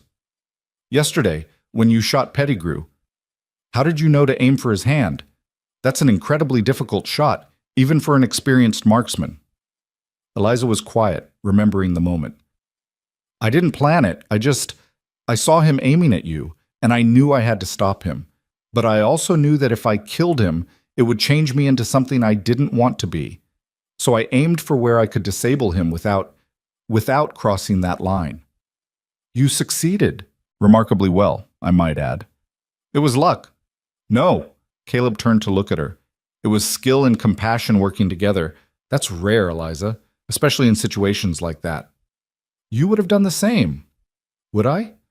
I'm not sure. In the heat of the moment, with someone I cared about in danger, I might have chosen differently. The phrase, someone I cared about, hung in the air between them. Eliza felt her cheeks warm and was grateful for the darkness. I should go up and try to rest, she said, standing abruptly. You need relief by midnight. Eliza. Caleb caught her hand gently. Thank you. For staying, for fighting, for being brave when it mattered most. I'm not brave, I'm just... You are. His thumb brushed across her knuckles. You're one of the bravest people I've ever met. Don't diminish that. Eliza nodded, not trusting her voice. She withdrew her hand carefully and climbed the stairs, feeling Caleb's eyes on her back. In her room, she sat on the edge of the bed, her hand tingling where he'd touched it. Something was growing between them, something that went beyond gratitude or shared danger. Something that terrified her almost as much as Pettigrew's threats. Because falling in love with Caleb Holt would mean trusting completely, would mean believing she deserved happiness, would mean accepting that she was more than her history, more than the sum of what had been done to her. And that was the most frightening thing of all. The next 3 days passed in tense alertness. Caleb and Eliza worked the ranch together, never straying far from weapons or from each other. They saw no sign of Pettigrew's men, but that somehow made it worse. The waiting, the not knowing, it wore on both of them. On the fourth day, Marshal Dawson arrived with unexpected news. Pettigrew's men cleared out, he announced, accepting the coffee Eliza offered. The ones who weren't arrested packed up and rode south. Apparently their boss was too broke to pay them, and they weren't inclined to stick around for revenge on credit. They're gone? All of them? Caleb asked.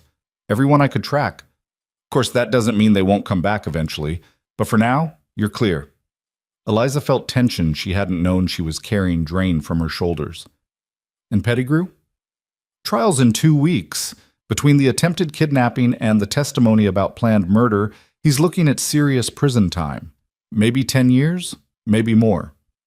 Dawson's expression hardened. Man made a lot of enemies over the years. Folks are lining up to testify against him. Will Eliza have to testify? Caleb asked. Dawson looked at her thoughtfully. Probably. But if she does, it'll be under protection. I'll make sure of that. Eliza nodded slowly. The thought of facing Pettigrew in court, of speaking publicly about what he'd done, filled her with dread. But it also represented something important, justice. The chance to hold him accountable, not just for attacking the ranch, but for years of cruelty. I'll do it, she said firmly. Whatever you need me to say, I'll say it. Dawson smiled approvingly. Brave woman. Holt, you did good bringing her here. After the marshal left, Caleb and Eliza stood in the yard, absorbing the news. The immediate danger had passed. They could breathe again. It's really over, Eliza said wonderingly. This part, yes. But there's still the trial, and the freedom papers are still processing. Caleb looked at her seriously. Are you sure you want to testify? It won't be easy, facing him again. I'm sure. If my testimony helps put him away, helps stop him from hurting anyone else, it's worth it. Eliza met his eyes. I'm done being afraid, Caleb. Done letting men like him control my life through fear. Caleb's expression softened with something that might have been pride. Then we'll face it together. You won't be alone in that courtroom. Thank you. They stood there for a moment, the autumn sun warm on their faces, the ranch peaceful around them. For the first time since the auction, Eliza allowed herself to imagine a future, one where she was truly free, where she could choose her own path, where maybe, just maybe, happiness was possible. And standing beside her, steady and solid and impossibly kind, was the man who'd made that future imaginable. The man who'd bought her freedom but given her so much more. The man she was falling in love with, whether she was ready for it or not. The weeks leading up to the trial passed in a strange sort of limbo. With the immediate threat gone, life at the ranch settled into a rhythm that felt almost normal. Almost.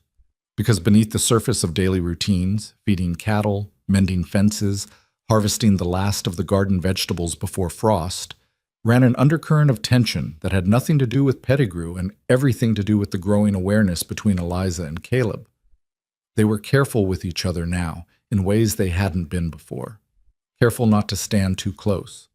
Careful not to let their hands brush when passing tools or plates. Careful not to acknowledge the way their eyes met and held for just a moment too long across the dinner table. It was exhausting. One afternoon, about a week before the trial, Eliza was in the kitchen making preserves from the last of the apples when Caleb came in from the barn. He stopped in the doorway, watching her work with an expression she couldn't quite read. "Smells good," he said finally. "Should be ready by tonight. We'll have enough to last through winter." Eliza stirred the pot, focusing on the task to avoid looking at him. "I was thinking I could make apple butter too, if there are enough left over." "There are. The cellar's practically overflowing." He moved closer, and Eliza's pulse quickened despite herself. "You've done amazing work with the garden and the preserving. I usually just eat salt pork and beans all winter. That's because you're terrible at planning ahead." "Hey now." But he was smiling. "I plan ahead. I just don't plan ahead for things like food variety." Clearly, Eliza finally looked up at him, and the warmth in his eyes made her breath catch. "Caleb, I need to talk to you about something," he said, his expression turning serious. Eliza's stomach dropped. Here it came. Whatever he'd been holding back, whatever was creating this tension between them, he was about to say it. All right. Caleb pulled out a chair and sat at the table, his hands clasped in front of him. The freedom papers came through. Marshall Dawson brought them by this morning while you were with the chickens. Eliza's hand stilled on the spoon. They're done? I'm free? Legally, yes. As of this morning, you're a free woman. No one owns you. No one can claim you as property. He pulled a folded document from his pocket and held it out. These are yours. Eliza's hands trembled as she took the papers, unfolding them with careful reverence. The legal language was dense and formal, but the meaning was clear. She was no longer enslaved. She was a person in the eyes of the law. I don't understand, she said, her voice barely above a whisper. It's only been 2 months. You said it would take much longer. Dawson pulled some strings, called in favors. He wanted to make sure you had legal protection before the trial, in case Pettigrew tried to claim you couldn't testify against your owner. Caleb's expression softened. You're really free, Eliza, completely free. The words should have brought joy, should have filled her with relief and triumph. Instead, Eliza felt a strange hollowness opening in her chest, because freedom meant choice, and choice meant deciding whether to stay or go. This is what you wanted, Caleb continued quietly. What you deserved. I'm happy for you. Thank you. Eliza folded the papers carefully, her mind racing. I need some air, excuse me. She fled to the porch, the autumn wind cool against her flushed face. Behind her, she heard Caleb stand but not follow, giving her space, as always, respecting her boundaries even when it must have confused him. Eliza stared out at the valley, at the ranch that had become more of a home than anywhere she'd ever lived. Free. She was actually free. She could leave right now, could walk away from this place and everyone in it, and no one could stop her. So why did the thought of leaving make her feel like she was tearing herself in half? Because you love him, you fool, she whispered to herself. The admission hung in the air, undeniable now that she had spoken it aloud. She loved Caleb Holt, loved his quiet strength, his unwavering kindness, his absolute refusal to treat her as anything less than human. Loved the way he made her coffee exactly how she liked it without asking. Loved how he listened when she spoke, really listened, like her words mattered. Loved the person she was becoming in his presence, stronger, braver, more herself than she'd ever been allowed to be. But love was terrifying. Love meant vulnerability. Love meant trusting someone with the power to destroy you. And Eliza had spent her entire life learning that trust was the most dangerous thing you could give. The door opened behind her, and Caleb stepped out. He didn't speak, just stood beside her, his presence solid and reassuring. I don't know what to do, Eliza said finally. About what? About this. About being free. About... She gestured helplessly at the ranch, at the space between them. Everything. Caleb was quiet for a moment. What do you want to do? I don't know. I've never had to think about what I wanted before. Survival didn't leave room for wants. Then start small. He turned to face her. Do you want to leave the ranch? The question was direct, unflinching. Eliza appreciated that about him. He never danced around difficult topics. No, she admitted. I don't want to leave. Do you want to stay? I think so, but I don't know if I should. Why not? Eliza struggled to put her tangled emotions into words. Because staying means I'm choosing this, choosing you. And what if I'm wrong? What if I'm just confusing gratitude for something else? What if I'm staying because I'm afraid to be alone rather than because I actually want to be here? Caleb absorbed this, his expression thoughtful. Those are fair questions, and I can't answer them for you. Only you know what's in your heart. He paused, seeming to wrestle with something. But I can tell you what's in mine, if you want to hear it. Eliza's breath caught. I want to hear it.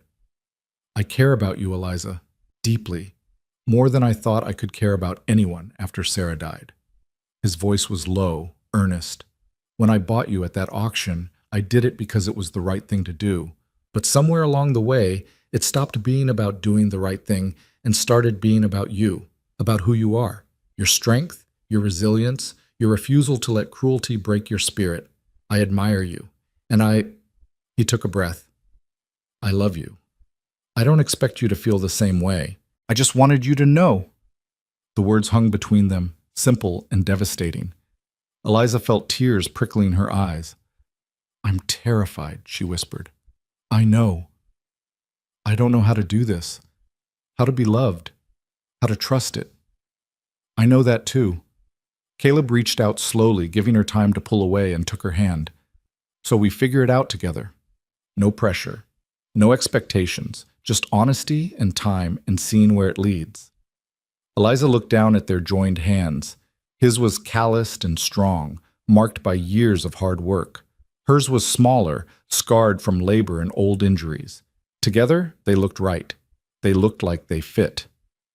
I think I love you too, she said, the words feeling foreign but true. But I'm scared of what that means. Love doesn't have to mean surrendering yourself. It can mean becoming more yourself, with someone who sees and values who you are. Caleb's thumb brushed across her knuckles. I don't want to own you, Eliza. I already tried that, and it felt wrong from the start. I just want to be with you, as equals, as partners, if that's what you want too. I do want that. I'm just not sure I know how. Then we learned together. They stood there on the porch, hands clasped as the sun sank lower in the sky. It wasn't a dramatic declaration, wasn't a sweeping romantic gesture. It was quiet and tentative and uncertain. But somehow that made it more real, more honest. Can I ask you something? Eliza said after a while. Anything. That day at the auction, when you bid on me, was there any part of you that hoped for this, that saw me and thought about more than just helping? Caleb considered this carefully. Honestly, no. I saw a woman in desperate need and I reacted. The feelings came later as I got to know you. If I'd bought you with romantic intentions, that would have been another kind of violation. But this, what's growing between us now, this is built on choice and mutual respect. That's the difference. Eliza nodded, understanding. I'm glad it happened this way, even though it's terrifying. The best things usually are. They went inside as the light faded, and Eliza finished the preserves while Caleb prepared dinner. The domestic routine felt different now, charged with new meaning. Every small interaction, passing a knife, brushing shoulders while reaching for spices, sharing smiles over minor mishaps, carried weight. After dinner, they sat by the fire, and for the first time, Eliza let herself lean against Caleb's shoulder. He stiffened in surprise, then relaxed, his arm coming around her carefully. Is this all right? He asked. Yes. Eliza closed her eyes, breathing in the scent of wood smoke and leather that meant safety. This is all right. They sat that way for a long time, watching flames dance in the hearth, neither speaking. Words weren't necessary. This quiet intimacy, the simple act of choosing to be close, said everything that needed saying. The trial came faster than Eliza was ready for. The morning dawned cold and gray, frost covering the ground in a crystalline blanket. Caleb helped her into the wagon, and they made the journey to town in tense silence. Eliza had dressed in her nicest outfit, a simple but well-made dress in deep green that she'd sewn herself, and pinned her hair up carefully.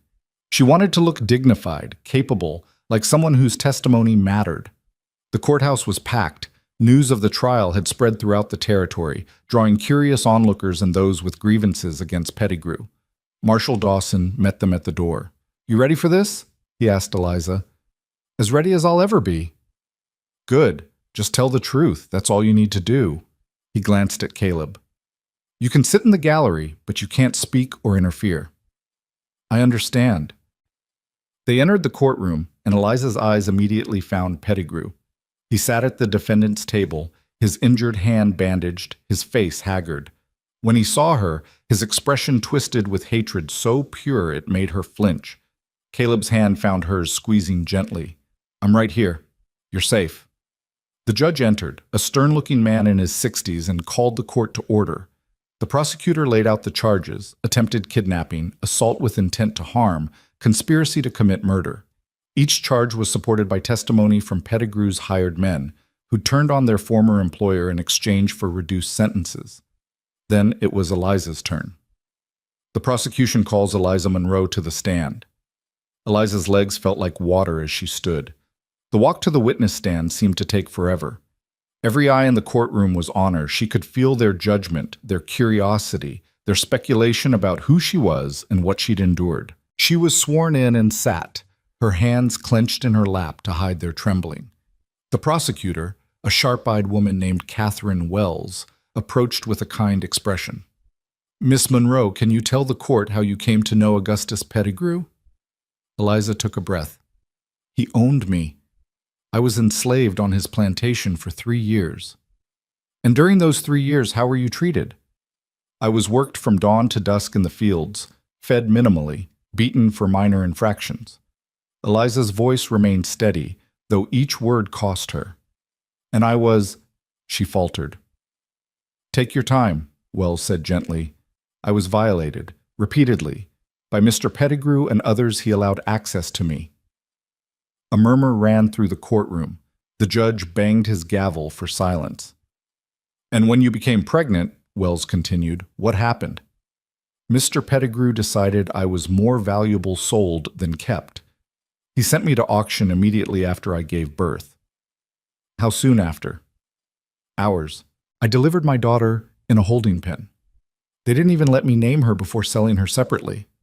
More murmurs. Eliza saw several women in the gallery wiping their eyes. "And at this auction, who purchased you?" "Caleb Holt." Eliza's eyes found him in the crowd. He nodded encouragingly. "For how much?" $300. "That's quite a sum. Why do you think Mr. Holt paid so much?" Pettigrew's lawyer objected. "Speculation." "Sustained," the judge ruled. Wells changed tack. "After Mr. Holt purchased you, what happened?" "He took me to his ranch, gave me medical care, food, a safe place to recover. He treated me with dignity and respect." "Did he force himself on you in any way?" "No, never." "Did he restrict your movement or keep you imprisoned?" "No. He told me from the beginning that I was free to leave whenever I chose." "And yet you stayed. Why?" Eliza chose her words carefully. "Because for the first time in my life, I was treated like a human being. Because Mr. Holt showed me what freedom could actually mean. Not just the absence of chains, but the presence of choice, of respect, of safety." Wells nodded. "Now, can you describe what happened when Mr. Pettigrew came to the ranch?" Eliza recounted the confrontation in detail. Pettigrew's threats, the hired guns, the violence that erupted. She described shooting Pettigrew's hand, defending Caleb, refusing to surrender to men who would have dragged her back into slavery, or worse. "And when you fired at Mr. Pettigrew, what were you thinking?" "That I was done being property, done being afraid. That if I had to fight for my freedom, I would." No further questions. Pettigrew's lawyer stood for cross-examination. He was a weaselly man with calculating eyes. "Miss Monroe, you claim you were violated on Mr. Pettigrew's plantation. Do you have any proof of these allegations?" Eliza's jaw tightened. "My word is my proof." "The word of a former slave against a respected landowner? That's hardly compelling evidence." "Objection!" Wells was on her feet. "The witness's legal status is irrelevant to the truth of her testimony." "Sustained. Counselor, watch yourself." The lawyer tried a different approach. "You shot my client, causing permanent injury to his hand. That sounds like assault to me."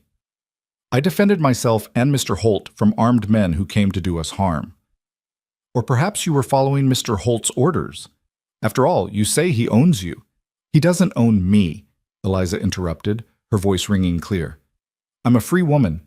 My papers were processed and approved before this trial began. I'm here by choice, testifying by choice, because what your client did was wrong, and I won't stay silent about it anymore." The lawyer blinked, thrown off his rhythm. That is, no further questions." Eliza stepped down, her legs shaking with relief. She'd done it. She'd faced Pettigrew in open court and told the truth. Whatever happened now, she'd spoken her piece. The trial continued for another hour with additional witnesses and closing arguments. Finally, the judge instructed the jury and sent them to deliberate. The wait was agonizing. Eliza and Caleb sat in a small anteroom, neither speaking, both lost in their own thoughts. Marshal Dawson brought them coffee, and Eliza wrapped her hands around the cup, grateful for its warmth. "You did well up there," Caleb said quietly. "I'm proud of you." I was terrified. Courage isn't the absence of fear, it's acting despite it. He covered her hand with his. "You were incredibly brave." 2 hours later, the jury returned. Eliza's heart pounded as everyone filed back into the courtroom. The foreman stood, a weathered rancher with kind eyes. "On the charge of attempted kidnapping, how do you find?" "Guilty." "On the charge of assault with intent to harm?" "Guilty." "On the charge of conspiracy to commit murder?" "Guilty." Relief flooded through Eliza so powerfully she nearly collapsed. "Guilty. On all charges." Pettigrew would go to prison for years. He couldn't hurt her anymore, couldn't hurt anyone. The judge sentenced him to 15 years at the territorial prison to be served consecutively. Pettigrew's face went white, then red, then purple with rage. As guards led him away, he turned and spat toward Eliza. "This isn't over. You hear me? You'll pay for this, both of you." The guards dragged him out, his threats echoing until the doors closed behind him. "It is over," Marshal Dawson said, approaching Eliza and Caleb. "He's done. And even if he weren't, you have the law on your side now. Both of you." Eliza nodded, overwhelmed by the finality of it. Pettigrew was gone. Truly gone. The nightmare that had haunted her for 3 years was finally, definitively over. The ride back to the ranch was quiet, but it was a different kind of quiet than the morning's tension. This was peaceful, reflective. Eliza watched the landscape pass, seeing it with new eyes. She was free to appreciate its beauty now, without the shadow of Pettigrew hanging over her. "What are you thinking about?" Caleb asked. "That I can actually plan for the future now. Real plans, not just survival." "What kind of plans?" Eliza considered this. "I want to learn to read better. I can manage basic words, but I want to read books, real books." She glanced at him. "Would you teach me?" "I'd be honored. And I want to help more with the ranch. Not just the household tasks, but the actual ranching. Cattle management, breeding decisions, financial planning. I want to be a real partner." Caleb's expression softened. "You already are a partner, Eliza. But I'd love to teach you more about the operations." They reached the ranch as sunset painted the sky in shades of orange and purple. As they unhitched the horses, Eliza felt a sense of homecoming so profound it brought tears to her eyes. This place, this life, this man, she'd chosen them, and they'd chosen her back. That evening, after a simple dinner, they sat on the porch watching stars emerge. Caleb had brought out blankets against the cold, and they huddled together sharing warmth. "Can I ask you something?" Eliza said. "Always." "What happens now? With us, I mean." Caleb was quiet for a moment. "What do you want to happen?" "I want—" Eliza gathered her courage. "I want to stay. Not as a guest. Not as someone you're helping. I want to build a life here. With you. If that's what you want too." "It's exactly what I want." Caleb turned to face her, his expression serious. "But I want to do this right, Eliza. No rushing, no pressure. We take our time, figure out what this partnership looks like, build something solid." "What does doing it right look like?" "It looks like courting you properly. Taking you to town dances, bringing you flowers, earning your trust day by day. It looks like asking you to marry me when you're ready, if you're ever ready, and meaning it as a true partnership, not an obligation." He took her hand. "I want you to choose me every day, knowing you could choose differently. That's what love should be." Eliza felt warmth spreading through her chest. "I think I'd like that. The courting, the partnership, all of it." She paused. "But Caleb, I've already chosen you. Every day since the trial ended, I've been choosing you. I just needed time to realize it. And now? Now I'm choosing you consciously, deliberately, because I love you and because you showed me what love could actually mean." Caleb's smile was radiant, transforming his normally serious face. "Then I guess we're doing this. I guess we are." He kissed her then, gentle and reverent, and Eliza felt something settle deep in her soul. This was right. This was home.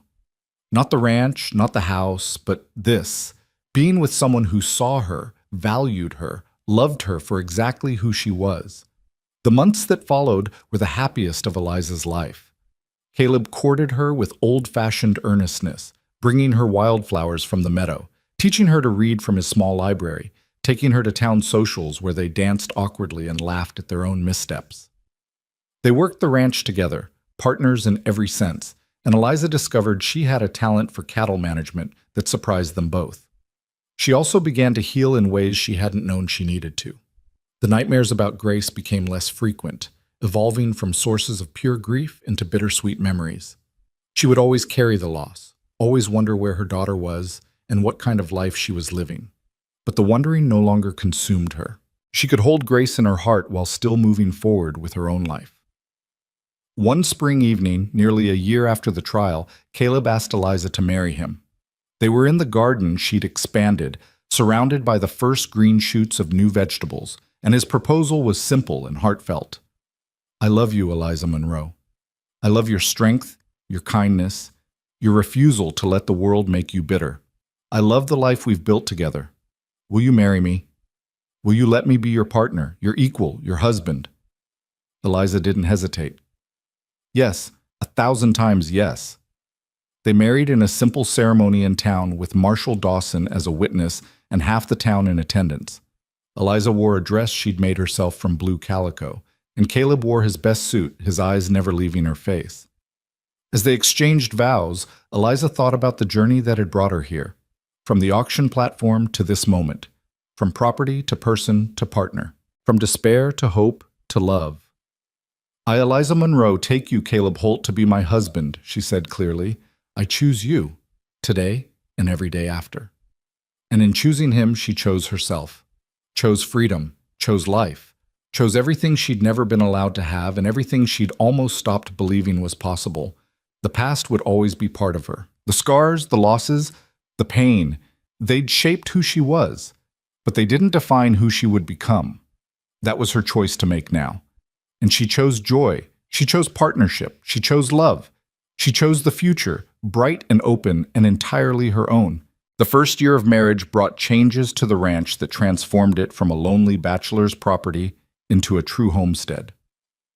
Eliza expanded the garden until it produced more vegetables than two people could eat, selling the surplus in town and building a modest savings account in her own name.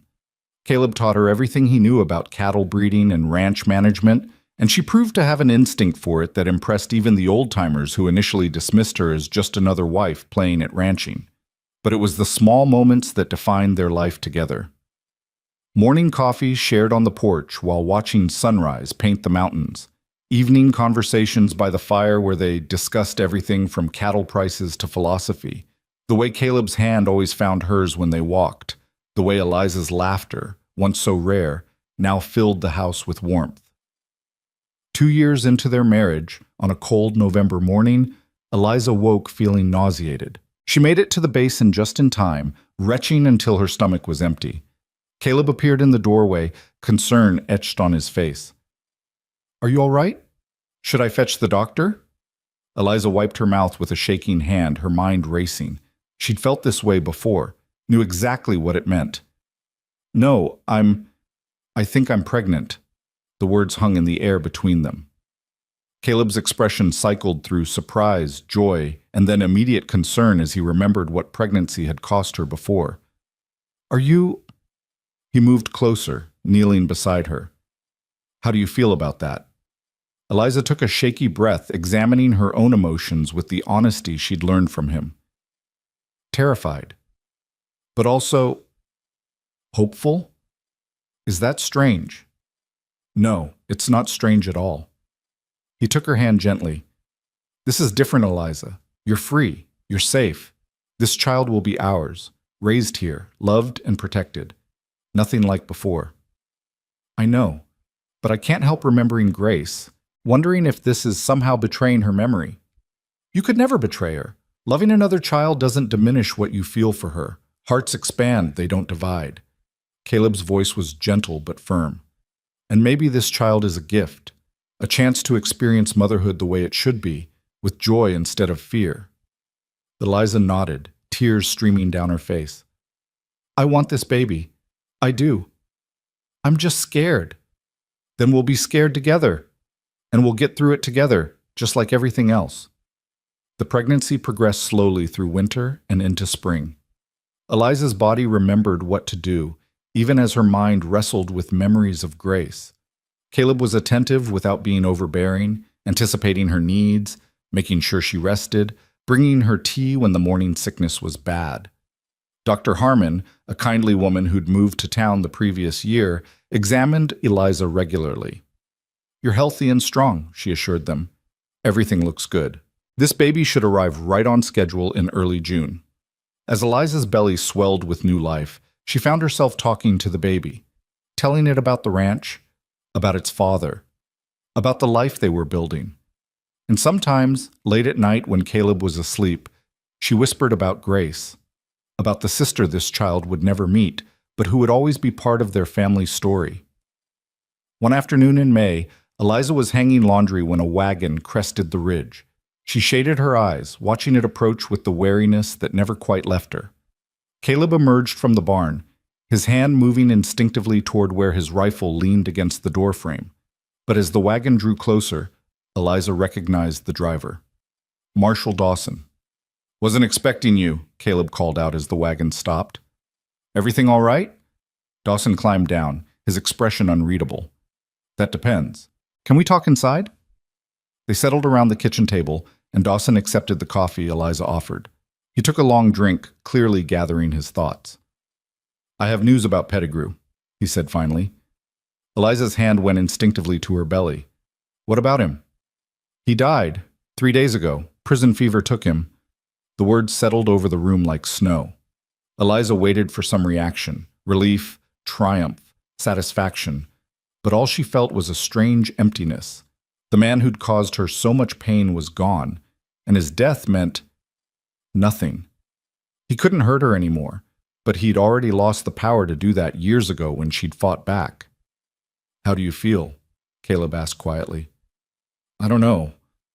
I thought I'd feel more." Eliza looked at Dawson.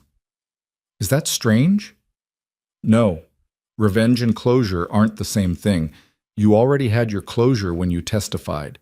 His death is just an ending." Dawson shifted uncomfortably. "But there's more." When they went through his effects, they found records, sales records, including the one for your daughter. Eliza's breath caught. "Grace?" "The couple who bought her were named Morrison, Jonathan and Emma Morrison, heading east to Ohio.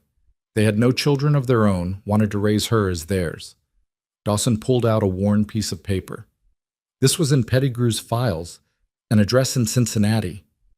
Eliza's hands trembled as she took the paper. An address. After 4 years of wondering, of hoping, of grieving, she had an actual lead. Grace could be alive, could be living at this address, could be a little girl now, walking and talking, and "It's 4 years old," Caleb said gently, reading the paper over her shoulder. "They might have moved, but they might not have."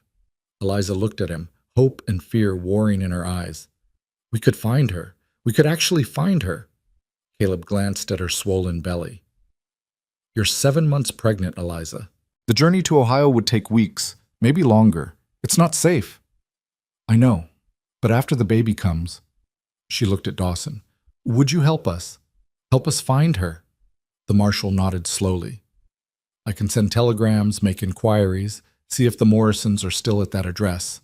If they are, if your daughter is with them." He paused. "What then, Eliza? What are you hoping for?" It was a fair question. Eliza had spent years imagining finding Grace, but she'd never thought past the finding. "I just want to know she's all right, that she's loved and cared for. I'm not trying to take her from a good home. I just need to know." "Fair enough. I'll start making inquiries this week." After Dawson left, Eliza and Caleb sat in silence, the weight of possibility heavy between them. "Are you sure about this?" Caleb asked finally. "Finding her might be harder than not knowing." "I have to try. Even if it hurts, even if she doesn't remember me, I have to know she's safe." Eliza placed her hand over his on her belly. "And I want this child to know about their sister, to understand their family history, even the painful parts. Then we'll find her, together." The baby came on a warm June evening, arriving with the sunset. This time, Eliza labored in her own bed with Dr. Harmon attending and Caleb holding her hand. This time, there were no chains, no auction platform waiting. This time, when her daughter, another daughter, a second chance, emerged crying into the world, Eliza got to hold her immediately. "She's perfect," Caleb breathed, tears streaming down his face as he looked at his daughter. "She is." Eliza counted tiny fingers and toes, memorized the little face, breathed in the scent of new life. "Hello, Sarah. We've been waiting for you." They'd chosen the name together, honoring Caleb's first wife while creating something new. Sarah Grace Holt, a bridge between past and future. In the days after Sarah's birth, as Eliza recovered and learned to nurse this baby she was allowed to keep, Marshall Dawson returned with news. "Found them. The Morrisons are still in Cincinnati. They have a daughter named Margaret, age 4, who they adopted as an infant." He paused. "I didn't tell them who was asking. Figured you'd want to make contact yourself." Eliza's heart hammered. Margaret. Grace had a name now, had a life. Did they say, "Is she well? Happy?" From what I could gather, yes. The Morrisons are good people, school teachers, both of them. They've given her a stable home. Relief flooded through Eliza, so powerful it made her dizzy. Grace was alive, was safe, was loved. That was all she'd needed to know. "Thank you," she whispered. "Thank you for finding her." That night, with the newborn Sarah sleeping peacefully in her cradle and Caleb's arm around her shoulders, Eliza wrote a letter. It took hours to compose, finding the right words to explain who she was and what she wanted. "Dear Mr. and Mrs. Morrison," she wrote, "I am the birth mother of the child you know as Margaret. I have no wish to disrupt your family or claim any parental rights. I simply wanted you to know that she came from love, even if circumstances were tragic. I hope she is happy and healthy. I hope she knows she is cherished. If you feel it appropriate when she is older, please tell her that her birth mother named her Grace, and that not a day has passed without me thinking of her. I am remarried now, with a family of my own, but she will always hold a piece of my heart. I wish you all every happiness. With gratitude, Eliza Monroe Holt." She sent the letter through Dawson, not expecting a response, but 2 months later, one came. "Dear Mrs. Holt," Emma Morrison wrote, "your letter moved us deeply. Margaret is indeed happy and healthy. She is bright and curious, loving and kind. We have told her she is adopted, and when she is old enough to understand, we will share your letter with her. Please know that we are raising her with love and giving her every opportunity. She is learning to read already and loves stories about horses. Thank you for the gift of her life and for trusting us to raise her. We will make sure she knows she was wanted by both her birth mother and her adoptive parents. Should you ever wish to meet her when she is older, we would not oppose it, but we leave that decision to her when she is ready to make it. With respect and gratitude, Emma and Jonathan Morrison." Eliza read the letter through tears, then read it to Caleb, then folded it carefully and placed it in the lockbox where she kept her freedom papers and other precious documents. Grace, Margaret, was loved, was being educated, had a good life. That was more than Eliza had dared hope for. "Are you at peace with this?" Caleb asked, watching her cradle Sarah. "As much as I can be. I'll always wonder about her, always wish things had been different, but knowing she's safe and loved, that's enough." Eliza smiled down at her infant daughter. "And I have Sarah now. I get to be a mother the way I always wanted to be." The years unfolded like pages in a book. Sarah grew from infant to toddler to curious child, filling the ranch house with laughter and questions. Eliza and Caleb had 2 more children, a son they named Thomas after Caleb's first son, and another daughter they called Clara. The ranch prospered, expanding to include more cattle and eventually a small herd of horses that became Sarah's passion. Eliza became known in the community not just as Caleb Holt's wife, but as a force in her own right. She helped establish a school in town, taught reading to anyone who wanted to learn, and quietly assisted other freed people in establishing themselves in the territory. Her past, rather than being something to hide, became a source of strength. She spoke openly about her experiences, not to dwell on them, but to help others understand and to fight against the systems that had oppressed her. When Sarah was 12 and starting to ask questions about where she came from, Eliza told her the whole story about Grace, about the auction, about Caleb's intervention, and the fight for freedom. Sarah listened with wide eyes, then hugged her mother fiercely. "You're the bravest person I know," she said. "No, I'm just someone who refused to give up.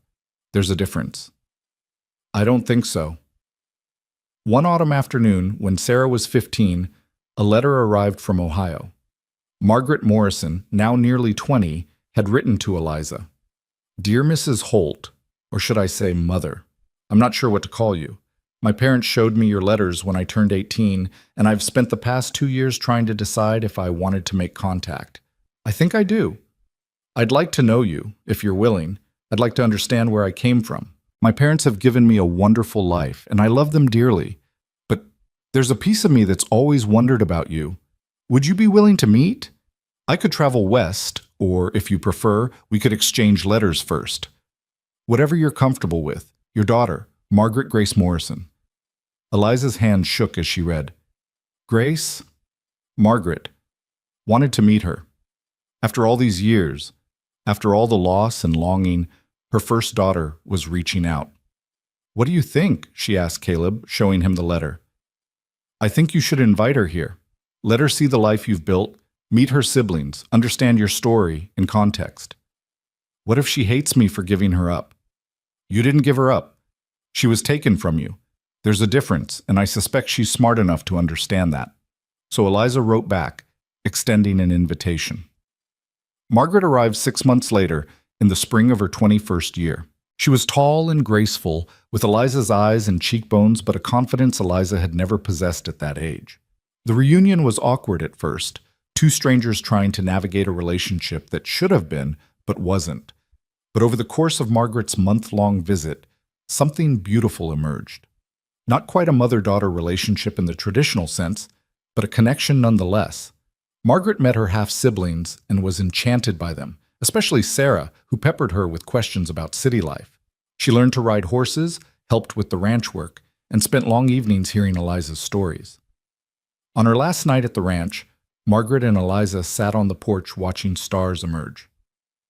"Thank you for letting me come," Margaret said quietly. "Thank you for wanting to. I need you to know something." Margaret turned to face her. "I don't blame you for what happened. I understand now that you had no choice, and I'm grateful that you made sure I went to a good home, even if you couldn't keep me yourself. I didn't make sure of anything. I had no power then. But you wrote to my parents. You told them I came from love. That mattered to them, and it matters to me." Margaret took Eliza's hand. "You gave me life twice. Once when you bore me, and once when you let me go to people who could give me opportunities you couldn't. That's not abandonment. That's love." Eliza wept then, years of guilt and grief finally releasing. "I've always loved you, even when I didn't know where you were or who you'd become. You were always in my heart. I know, I can feel it." When Margaret left to return to Ohio, where she was studying to become a teacher like her adoptive parents, Eliza felt a sense of completion she'd never expected. Grace, Margaret, had a good life, had become a remarkable woman, and she bore no resentment toward the mother who'd been forced to let her go. The years continued their march. Sarah married a rancher from the next valley and started her own family. Thomas became a lawyer fighting for the rights of freed people in other marginalized communities. Clara, the youngest, chose to stay at the ranch, working alongside Caleb and Eliza to build it into one of the most successful operations in the territory. Eliza and Caleb grew older together, their love deepening with time rather than fading. They sat together on the porch every evening, even in winter, wrapped in blankets and watching their grandchildren play in the yard. They'd built something lasting, something that would outlive them both. When Caleb was 72, a stroke took him suddenly. He died in his sleep, peacefully, in the bed he'd shared with Eliza for 45 years. The grief was crushing, even though Eliza had known it was coming. He'd been her anchor, her partner, her proof that goodness existed in the world. At his funeral, attended by what seemed like half the territory, Eliza stood and spoke about the man he'd been. "Caleb Holt saved my life," she said, her voice clear despite her tears. "But more than that, he taught me that I was worth saving. He showed me that strength isn't about domination, but about using your power to lift others up. He proved that love doesn't require ownership, that partnership is built on respect, and that freedom is meaningless without the support to exercise it. He was my husband, my friend, my teacher, and my home. And though he's gone, everything he built, this ranch, this family, this community, will carry on because of the foundation he laid. In the years after Caleb's death, Eliza continued to run the ranch with Clara's help. She was in her 70s now, her hair silver, her hands gnarled with arthritis, but her spirit as fierce as ever. She spent her mornings working with the horses, her afternoons with grandchildren, her evenings writing letters to Margaret and reading the books she'd learned to love. One morning, 30 years after Caleb's death, Eliza woke feeling tired in a way that went beyond physical exhaustion. She was 96 years old, had lived a life beyond anything she could have imagined on that rain-soaked auction platform. She'd been a slave, a mother, a wife, a rancher, a teacher, a grandmother, a friend. She'd loved and lost and loved again. She'd fought for her freedom and then spent the rest of her life helping others find theirs. Clara found her that afternoon, sitting in Caleb's rocking chair on the porch, a peaceful smile on her face. She'd simply closed her eyes and slipped away, surrounded by the mountains she'd come to love and the land she'd helped build. The funeral was attended by 4 generations of family and countless community members whose lives Eliza had touched. Margaret came from Ohio, now a white-haired grandmother herself. Sarah's children and grandchildren filled the front rows. Thomas delivered the eulogy, his voice thick with emotion. "My mother was sold for $300, he said. That was her worth in the eyes of the law, in the eyes of men who saw her as property.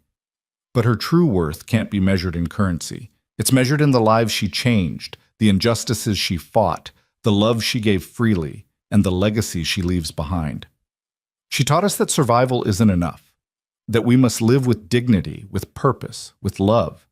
She showed us that the past shapes us but doesn't define us, that freedom is something we must claim and then defend, and that family is built not just on blood, but on choice and commitment." They buried Eliza beside Caleb on a hill overlooking the ranch, where she could see the valley stretch out in all directions. The headstone was simple. Eliza Monroe Holt, 1843 to 1939. Once enslaved, always free. Beloved wife, mother, and fighter for justice. But Eliza's real legacy wasn't carved in stone. It lived in her children and grandchildren who carried forward her strength and compassion. It lived in the school she'd helped establish, still teaching children 70 years later. It lived in the ranch that bore her touch in every building and fence line. It lived in the stories people told about the woman who'd been bought and sold, but who'd refused to let that define her. Margaret stood at the grave long after the others had left, Clara beside her. "Did you know her well?" Clara asked gently. "Not as well as I would have liked, but well enough to understand what she gave me." Margaret touched the headstone. "She gave me life. And then she let me go because she loved me enough to want better for me than she could provide. That's the greatest gift a mother can give. She never stopped loving you or talking about you." "I know, just like she never stopped loving all of you." Margaret smiled through her tears. "She had the biggest heart of anyone I've ever known. Big enough to hold all of us, all our stories, all our pain and joy." As the sun set over the valley, painting the sky in shades of orange and purple, the 2 women stood together, bound by a mother who'd been torn from one and chosen by the other, united in their grief and their gratitude. Eliza Monroe had been born into slavery, had been bought and sold like livestock, had lost her first child and endured horrors that would have broken most people. But she'd survived. More than survived. She'd thrived. She'd built a life defined not by what had been done to her, but by what she'd chosen to become. She'd been property. She'd become a person. She'd transformed from survivor to mother to partner to pillar of her community. Her journey had started on an auction platform in chains, bleeding and broken, believing her spirit had finally died. It had ended on a porch overlooking land she'd helped build, surrounded by love she'd earned and given freely, having lived a life so full and rich that $300 seemed like the cruel joke it had always been. Because you can't measure a human life in currency. You measure it in love given and received, in battles fought and won, in children raised and communities strengthened, in moments of grace amid suffering, in the choice to keep living when giving up would be easier, in the legacy left behind when the final chapter closes. By those measures, Eliza Monroe Holt was priceless, and her story, a story of resilience, love, and the unbreakable human spirit, would echo through generations, reminding everyone who heard it that freedom is never given. It must be claimed, defended, and shared. That was Eliza's final gift to the world, the understanding that no matter how dark the beginning, we all have the power to write our own ending. And hers was beautiful,